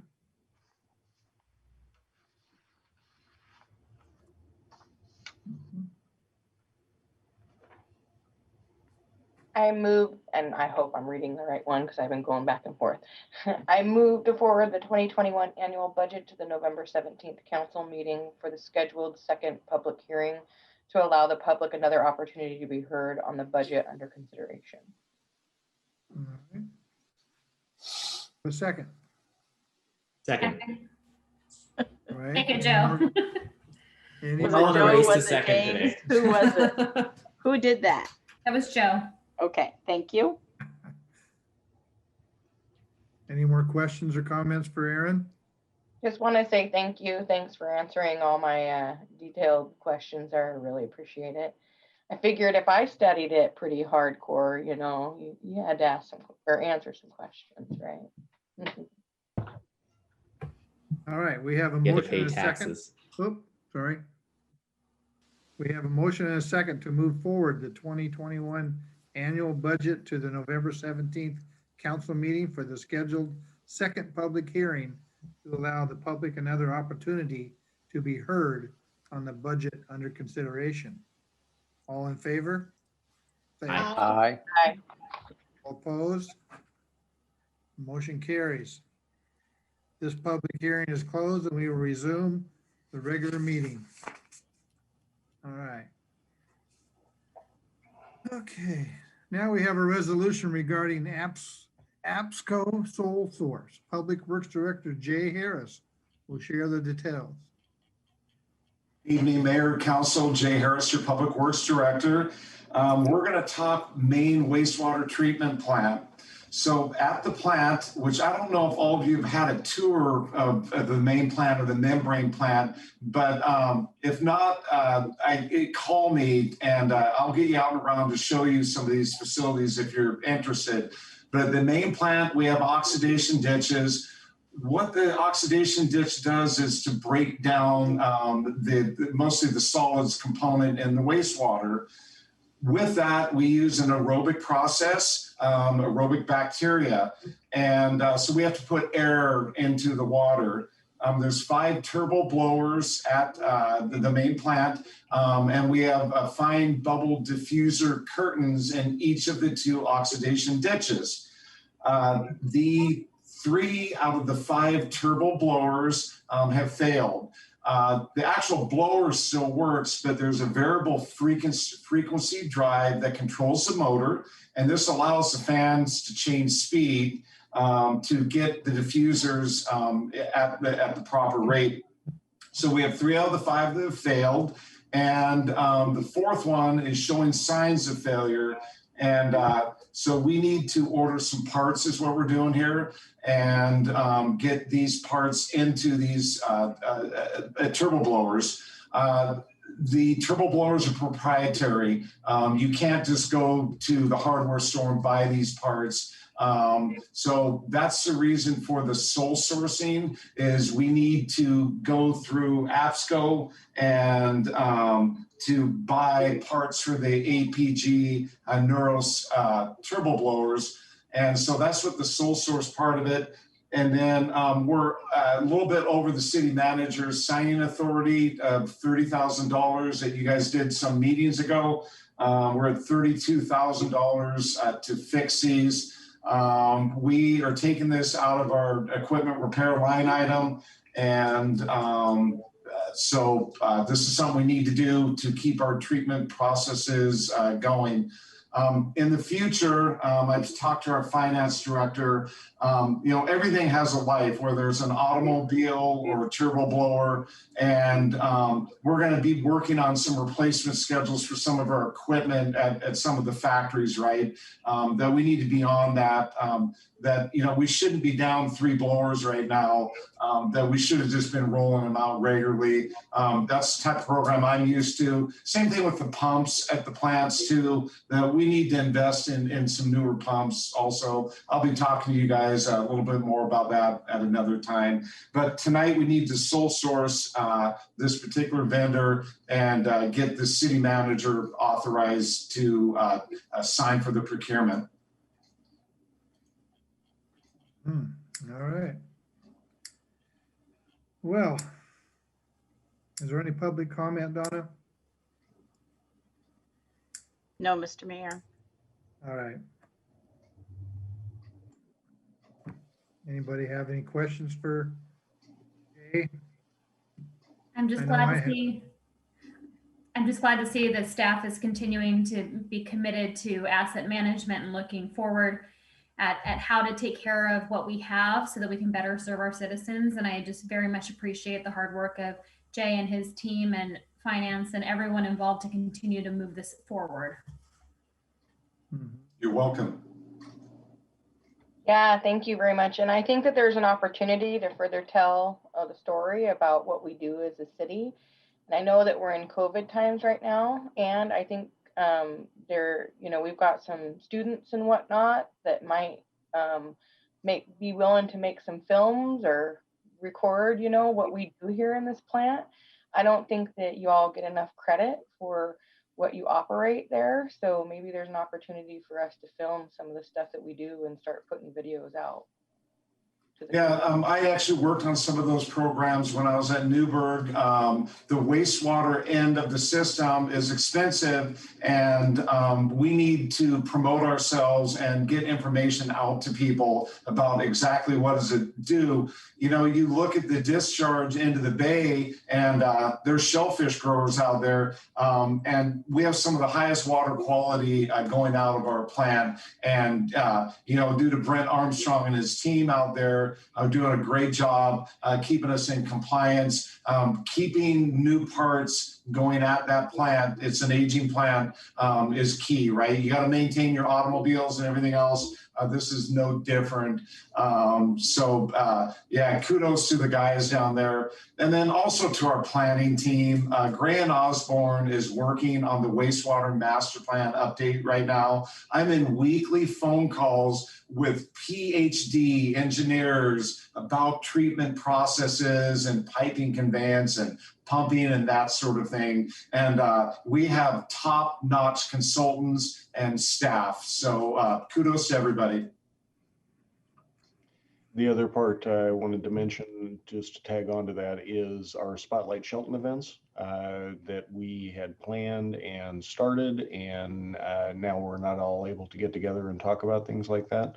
But those events are exactly the types of things that we want to use to let people know what we actually do here and invite them in to see the process. But when we can all get back together again and not stare at each other through a Zoom screen, that is definitely on the agenda.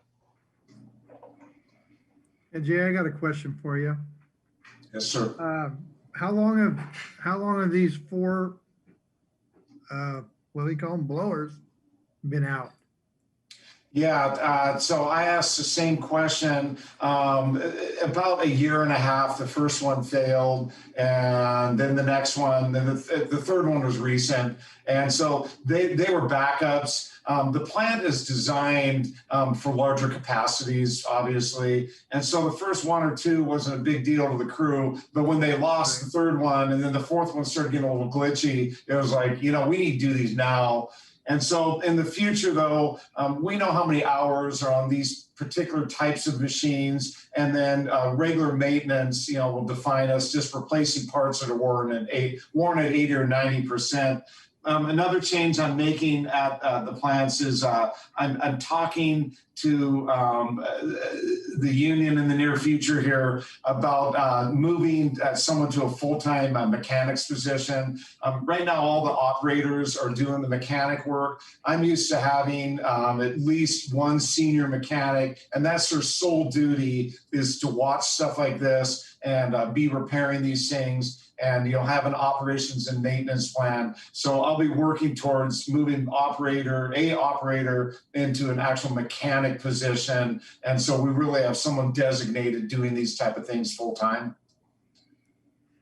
Yeah, are they pretty much shot then, I guess, or is the same thing happening to all of them?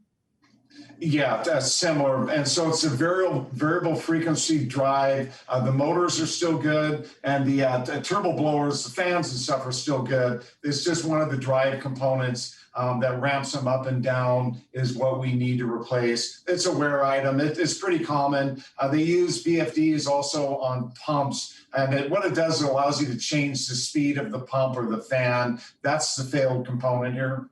I see. So you can't rob Peter to pay Paul. You cannot. Okay.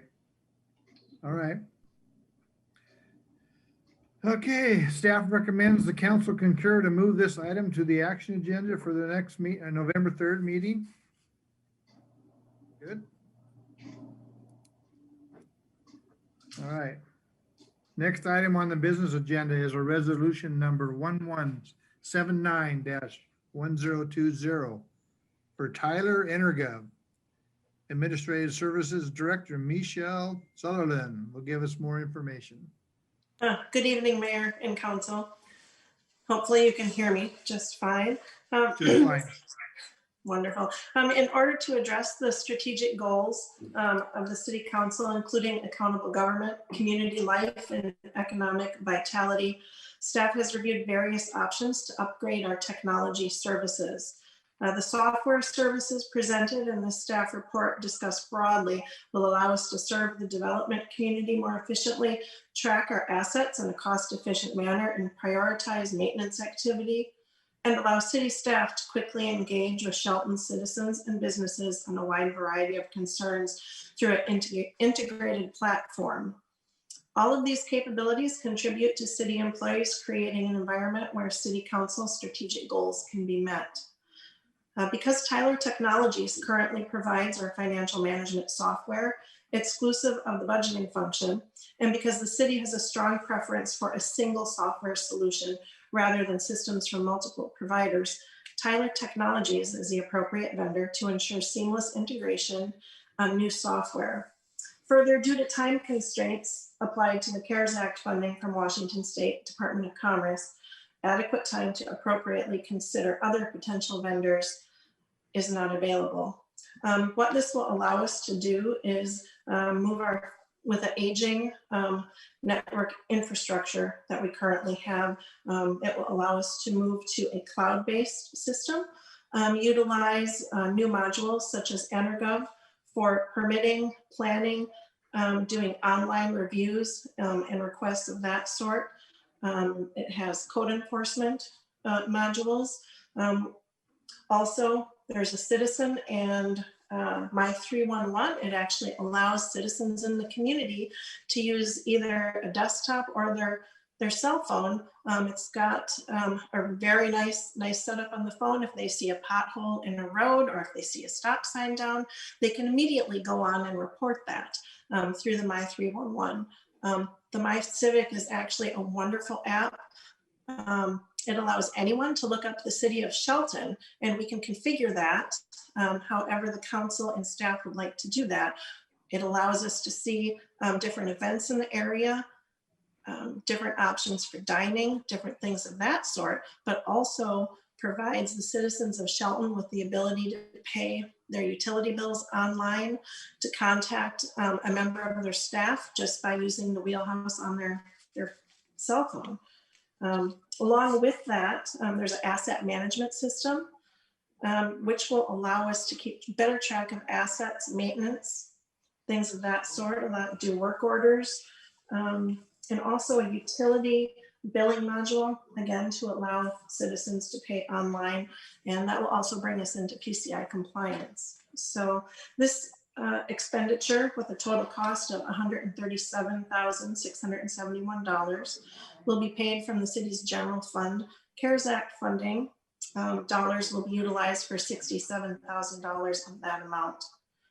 And staff requests the council concur to place resolution 1179-1020 on the November 3rd, 2020 action agenda. Did anyone have any questions? I think I've asked this before. Is this leading us to B&O taxes online? Being able to do a B&O report online and pay those taxes online? I think I've asked Jeff, but I don't remember. That is part of the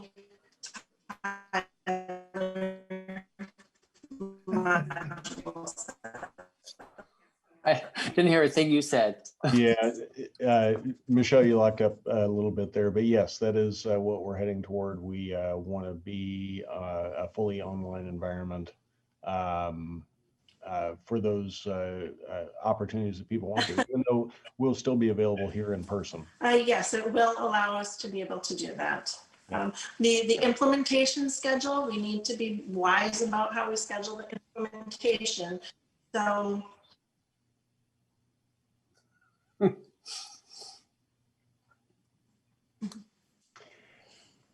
That's an upgrade to Michelle's internet speed, part of this as well.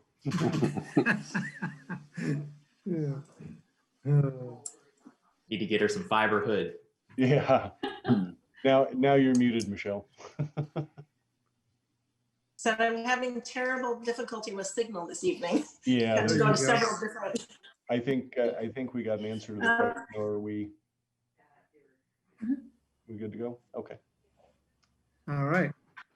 Any public comment, Donna? No, Mr. Mayor. All right. Anybody have any questions for Michelle? Okay. Staff recommends the council concur to move this item forward to the action agenda for the November 3rd meeting. I think we're all good with that. All right.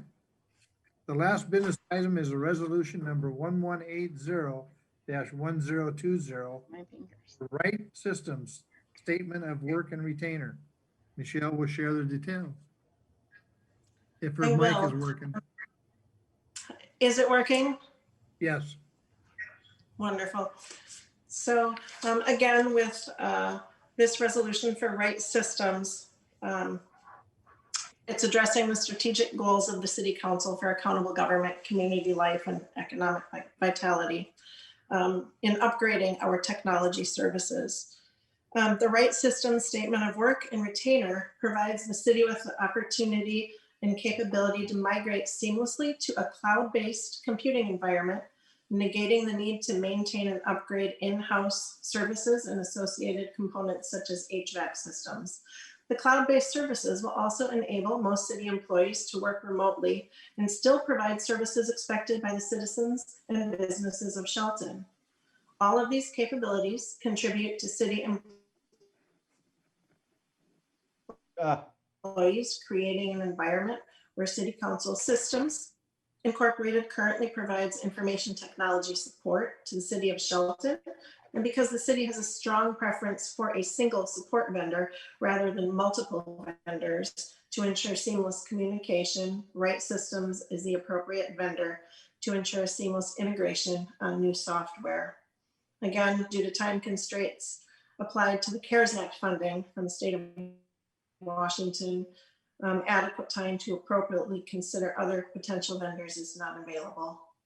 The expenditure has a total cost of $350,621, of which $76,551 will be CARES Act funded. Looking at our aging infrastructure, if you would like to, but we got many pieces of equipment purchased between 2008 and 2010 that are aged. We have one that is past its cycle of life, and other pieces of equipment and servers that are really coming to the end of their life cycle. So moving in this direction, we believe is an excellent move for the city. And staff requests that the council concur to place resolution 1180-1020 on the November 3rd action agenda. All right, thank you, Michelle. And did anyone have any questions? Any questions for Michelle? Any public comment, Donna? No, Mr. Mayor. Okay. Staff recommends the council concur to move this item to the action agenda for the November 3rd meeting. All right. Yep. The first action item presented by Community Development Director Mark Ziegler has to do with the Civic Center Rotating Art Gallery recommendations. Mark, you're still here. I'm here. Thank you, Mayor, council members. I'm pleased to bring you tonight the latest recommendation from the Shelton Arts Commission for placement in the Civic Center Rotating Art Gallery. The Arts Commission called for artists with a deadline of October 2nd. 8 artists submitted work for consideration. The Arts Commission met on October 20th to jury those pieces submitted. 7 artists were selected with a total of 21 pieces of art this time. You will see from the pictures that some of the art is 3-dimensional that will go in the cabinet at the top of the stairs, as well as the wall between municipal court and the police department. And with your approval, the art will be installed on November 3rd and in place through January 29th, 2021. Okay. Any public comment? No, Mr. Mayor. All right, do we have a motion then?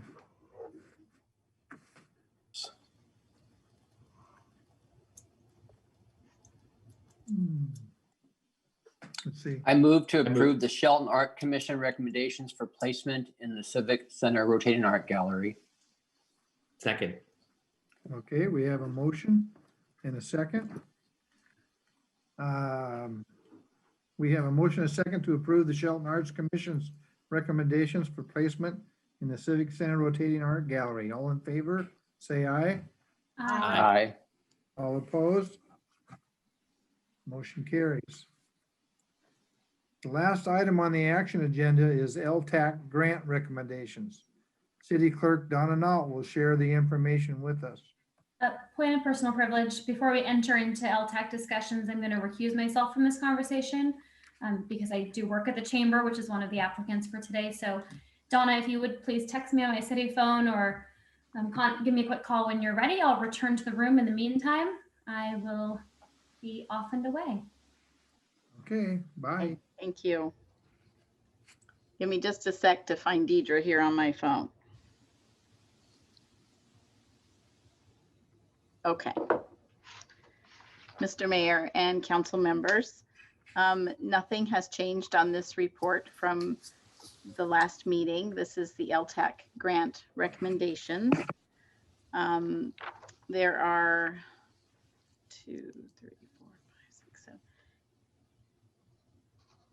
7 different grants that are being offered, and I'm happy to answer any questions that you may have. Okay.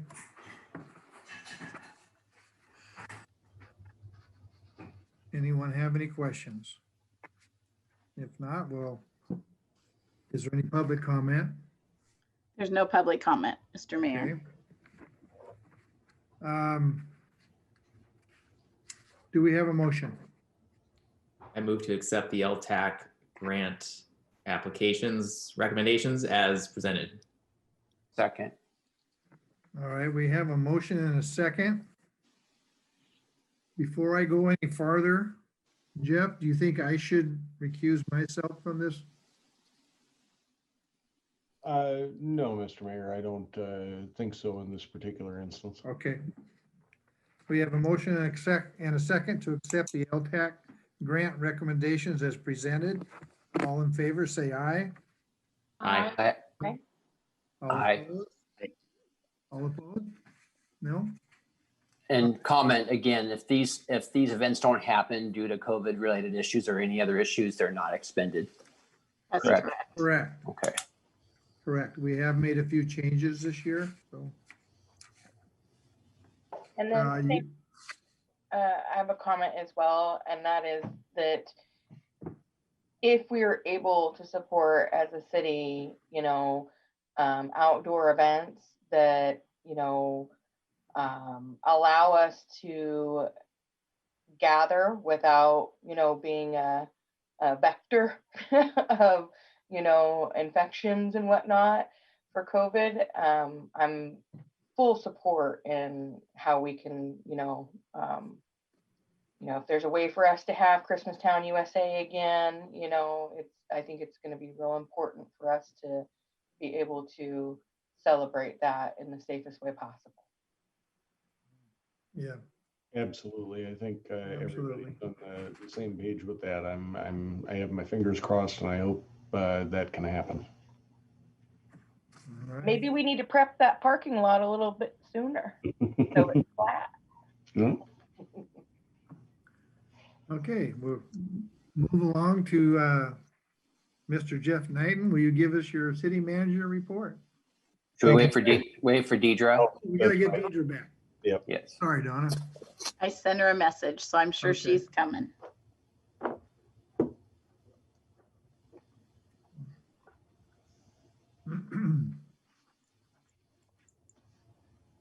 There she is. Y'all were quick. Okay, Deidre, we're asking for Jeff's manager report. Perfect. Thank you. Thank you very much, Mr. Mayor, Deputy Mayor, members of council.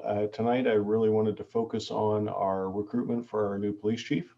And I'm very happy to report, last time we reported we had 16 applicants and we're interviewing 8. And I want to express my thanks and gratitude for the community panel that helped us select finalists from those 8. They spent 2 days here, most of 2 days here, including a couple of our council members, Councilmember Inesco and Councilmember McDowell, along with community partners from Sierra Pacific and from Peninsula Credit Union, along with our YMCA. So we're really thankful for that. Oh, and Chief Burdett from the city of Bremerton. I was very grateful that he came down to help us select these finalists.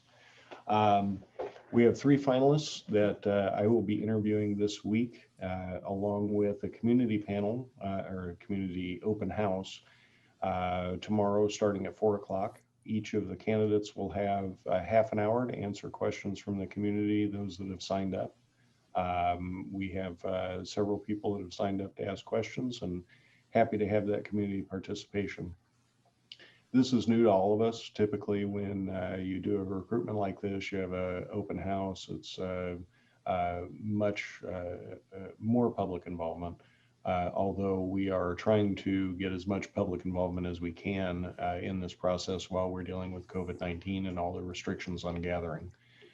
So I would ask people that are interested to fill out our feedback form after they've watched the open house tomorrow. The community members that are invited have already been selected, but that will be available on our website and on Mason Web TV, I'm sure, to watch at your convenience. And please fill out the feedback form. We'd love to hear what you have to say as you go through these candidates. So with that, I'm going to share my screen. We did ask the candidates to produce a video for us with 3 questions and just introduce themselves to the community. I will hit play on the screen, and once all three have gone,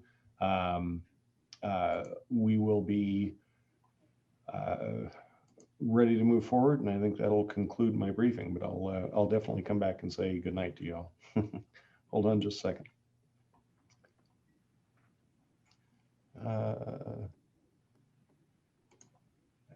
There. Okay, can everybody see that? Yeah. All right, so.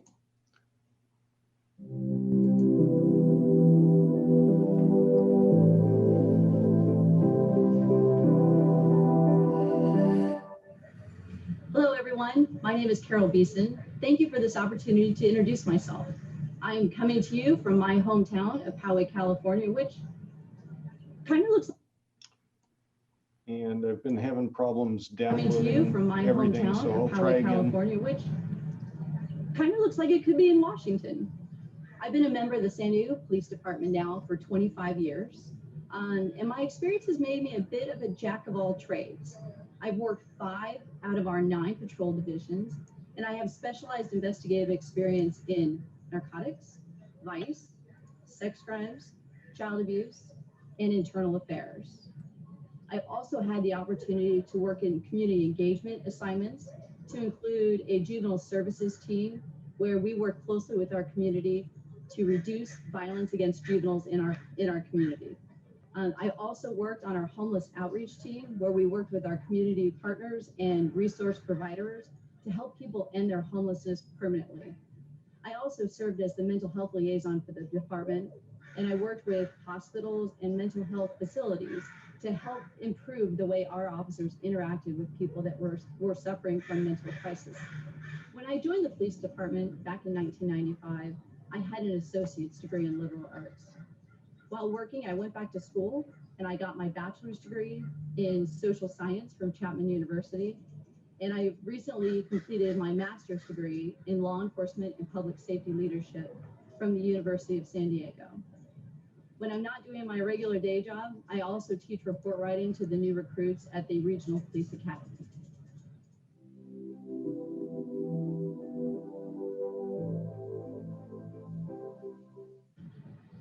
I'm sure you're wondering why someone who lives in San Diego would want to move to Shelton.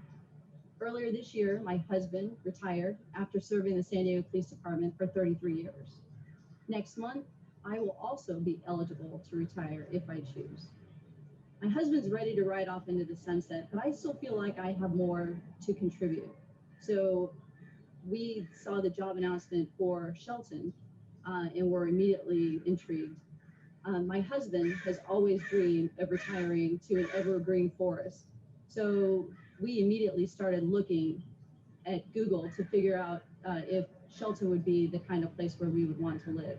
And we both fell in love with your town. It looks like the kind of place where Hallmark Christmas movies would be filmed.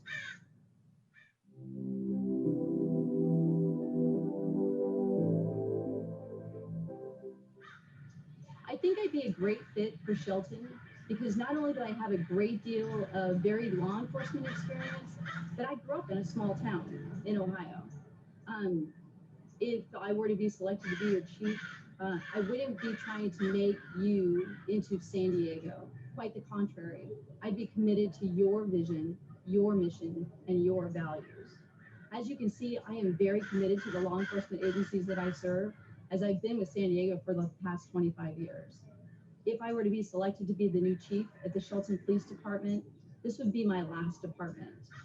I am so excited about coming to visit Shelton later on in the week, and I look forward to getting a chance to meet all of you in person when I get there. Thank you very much for your time.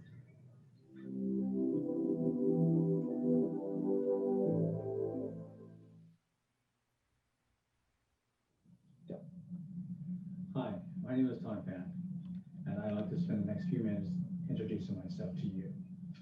I was born in Vietnam.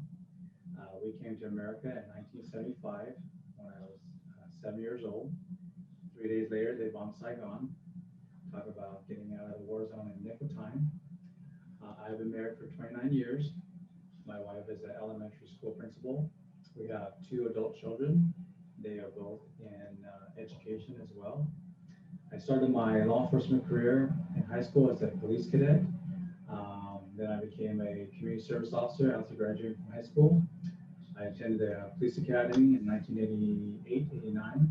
I became a police officer in 1990 with the Davis Police Department. That continued, my law enforcement career continued for 28 years. I worked at 3 different departments, Davis PD, Fairfield PD, and Vallejo PD. I ended up retiring at Davis PD in 2018 as a deputy police chief.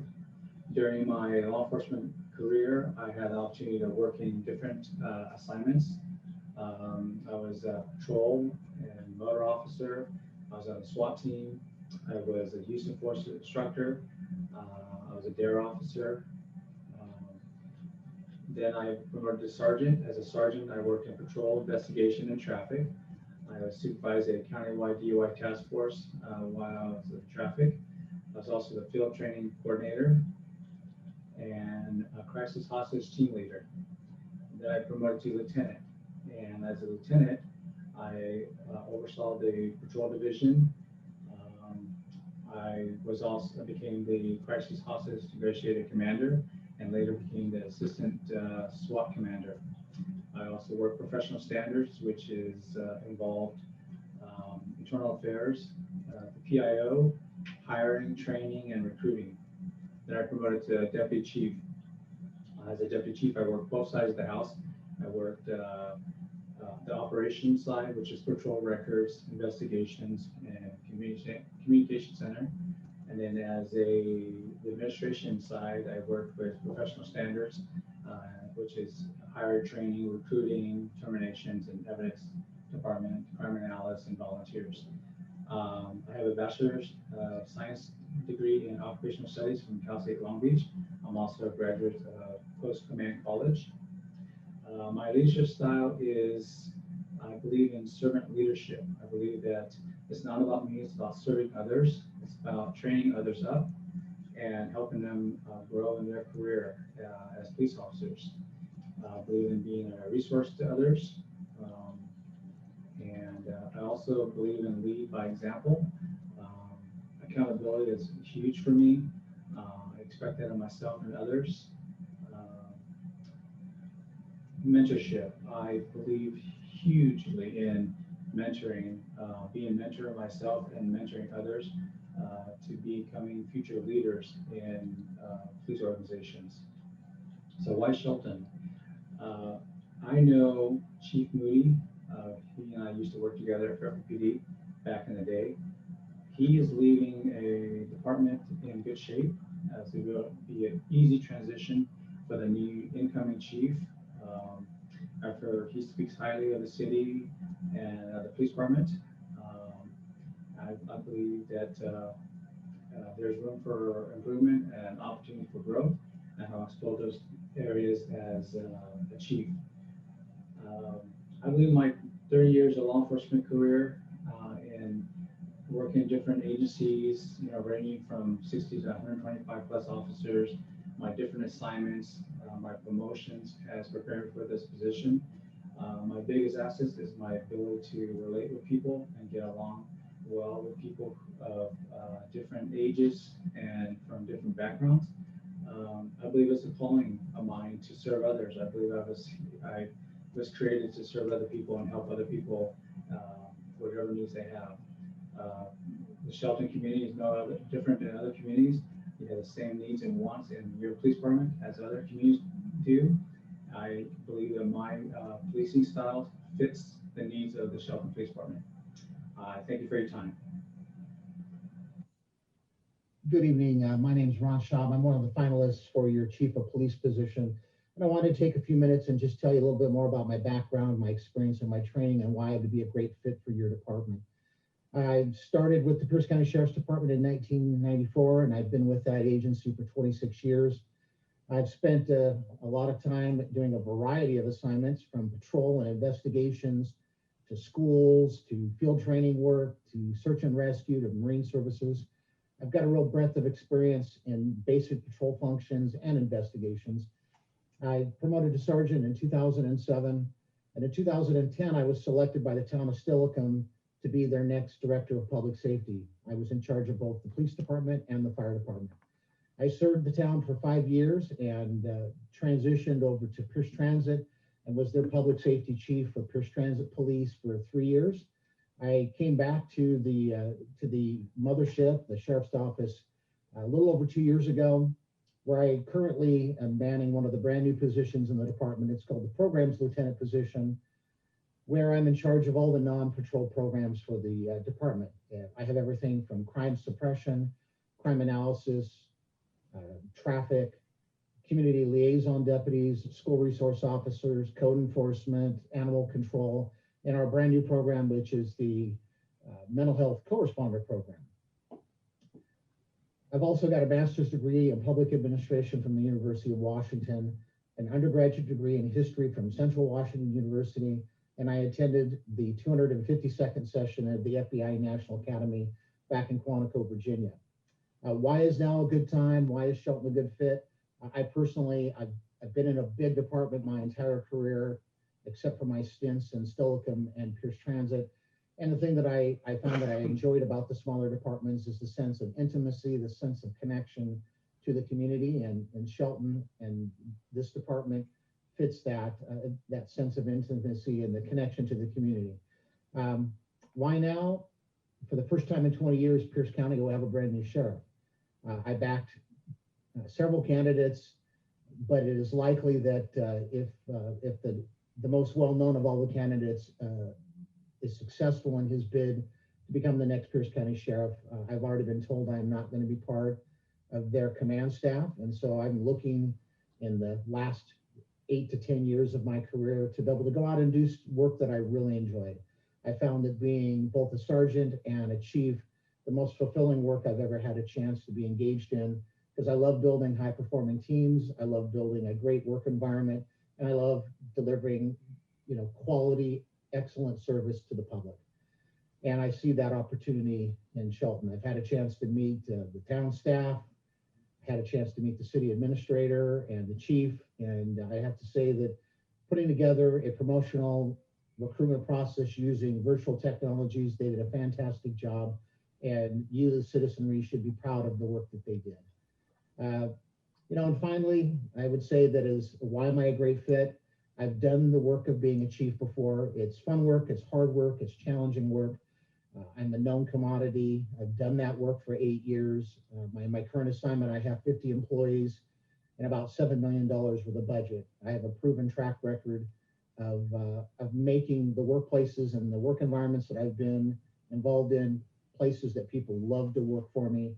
I'm fair, and I would be honored to be your next chief of police. All right. So, all right, let's call this study session of October 6th, 2020 to order. What is going on? No! We're all going backwards. Are we starting over? You gotta love the YouTube auto forward. Yes, the Okay. autoplay caught me. I didn't get it quite right. But I wanted to let you all see those videos. They're all up on our website now, along with the synopsis of each of the candidates under the next police chief search. We will meet those folks in person tomorrow, via Zoom, and for the opportunity to ask questions, as I mentioned before. And I'm glad we had such an outstanding group of candidates, and we definitely had a great pool to choose from. So with these three, we'll narrow it down to one with the hopeful, or with the intent rather, of announcing our new police chief first week in November. Happy to answer any questions if you have any. No questions, but those three candidates are, I read through their packages and then the videos. I really liked the work that Ms. Ricker did, putting that all together on our website and comprehensively kind of putting things together for the public to be able to review. I think it's a really kind of innovative way doing the community panel. And you're exactly right. Typically these things widely attended by the public and looked at, especially right now with everything going on in the world. This is a very high profile position within city government and in the community and in the, in the joint jurisdictional areas that Shelton Police Department supports. But there are 3 leaders there, and I'm impressed that they're interested in Shelton and the professionalism, again, that we said it a bunch of times tonight, but that the leadership team in the city sets forth is creating an environment that people want to work there. People want to work here. People want to relocate, and they want to move to Shelton. That's exactly what we want. And Exactly. I'm extremely proud of everything that's happened in the past couple of years under your leadership. So thank you very much for all that. And I'm excited to find a new chief. Here. Yeah, I think he has a tough choice to make. Why we have so many panels? So if we are done, our next meeting will be Tuesday, November 3rd, 2020 at 6 o'clock. First time we've done that in a while. So this meeting is adjourned at 7:37. Good night. Thank you. Eric,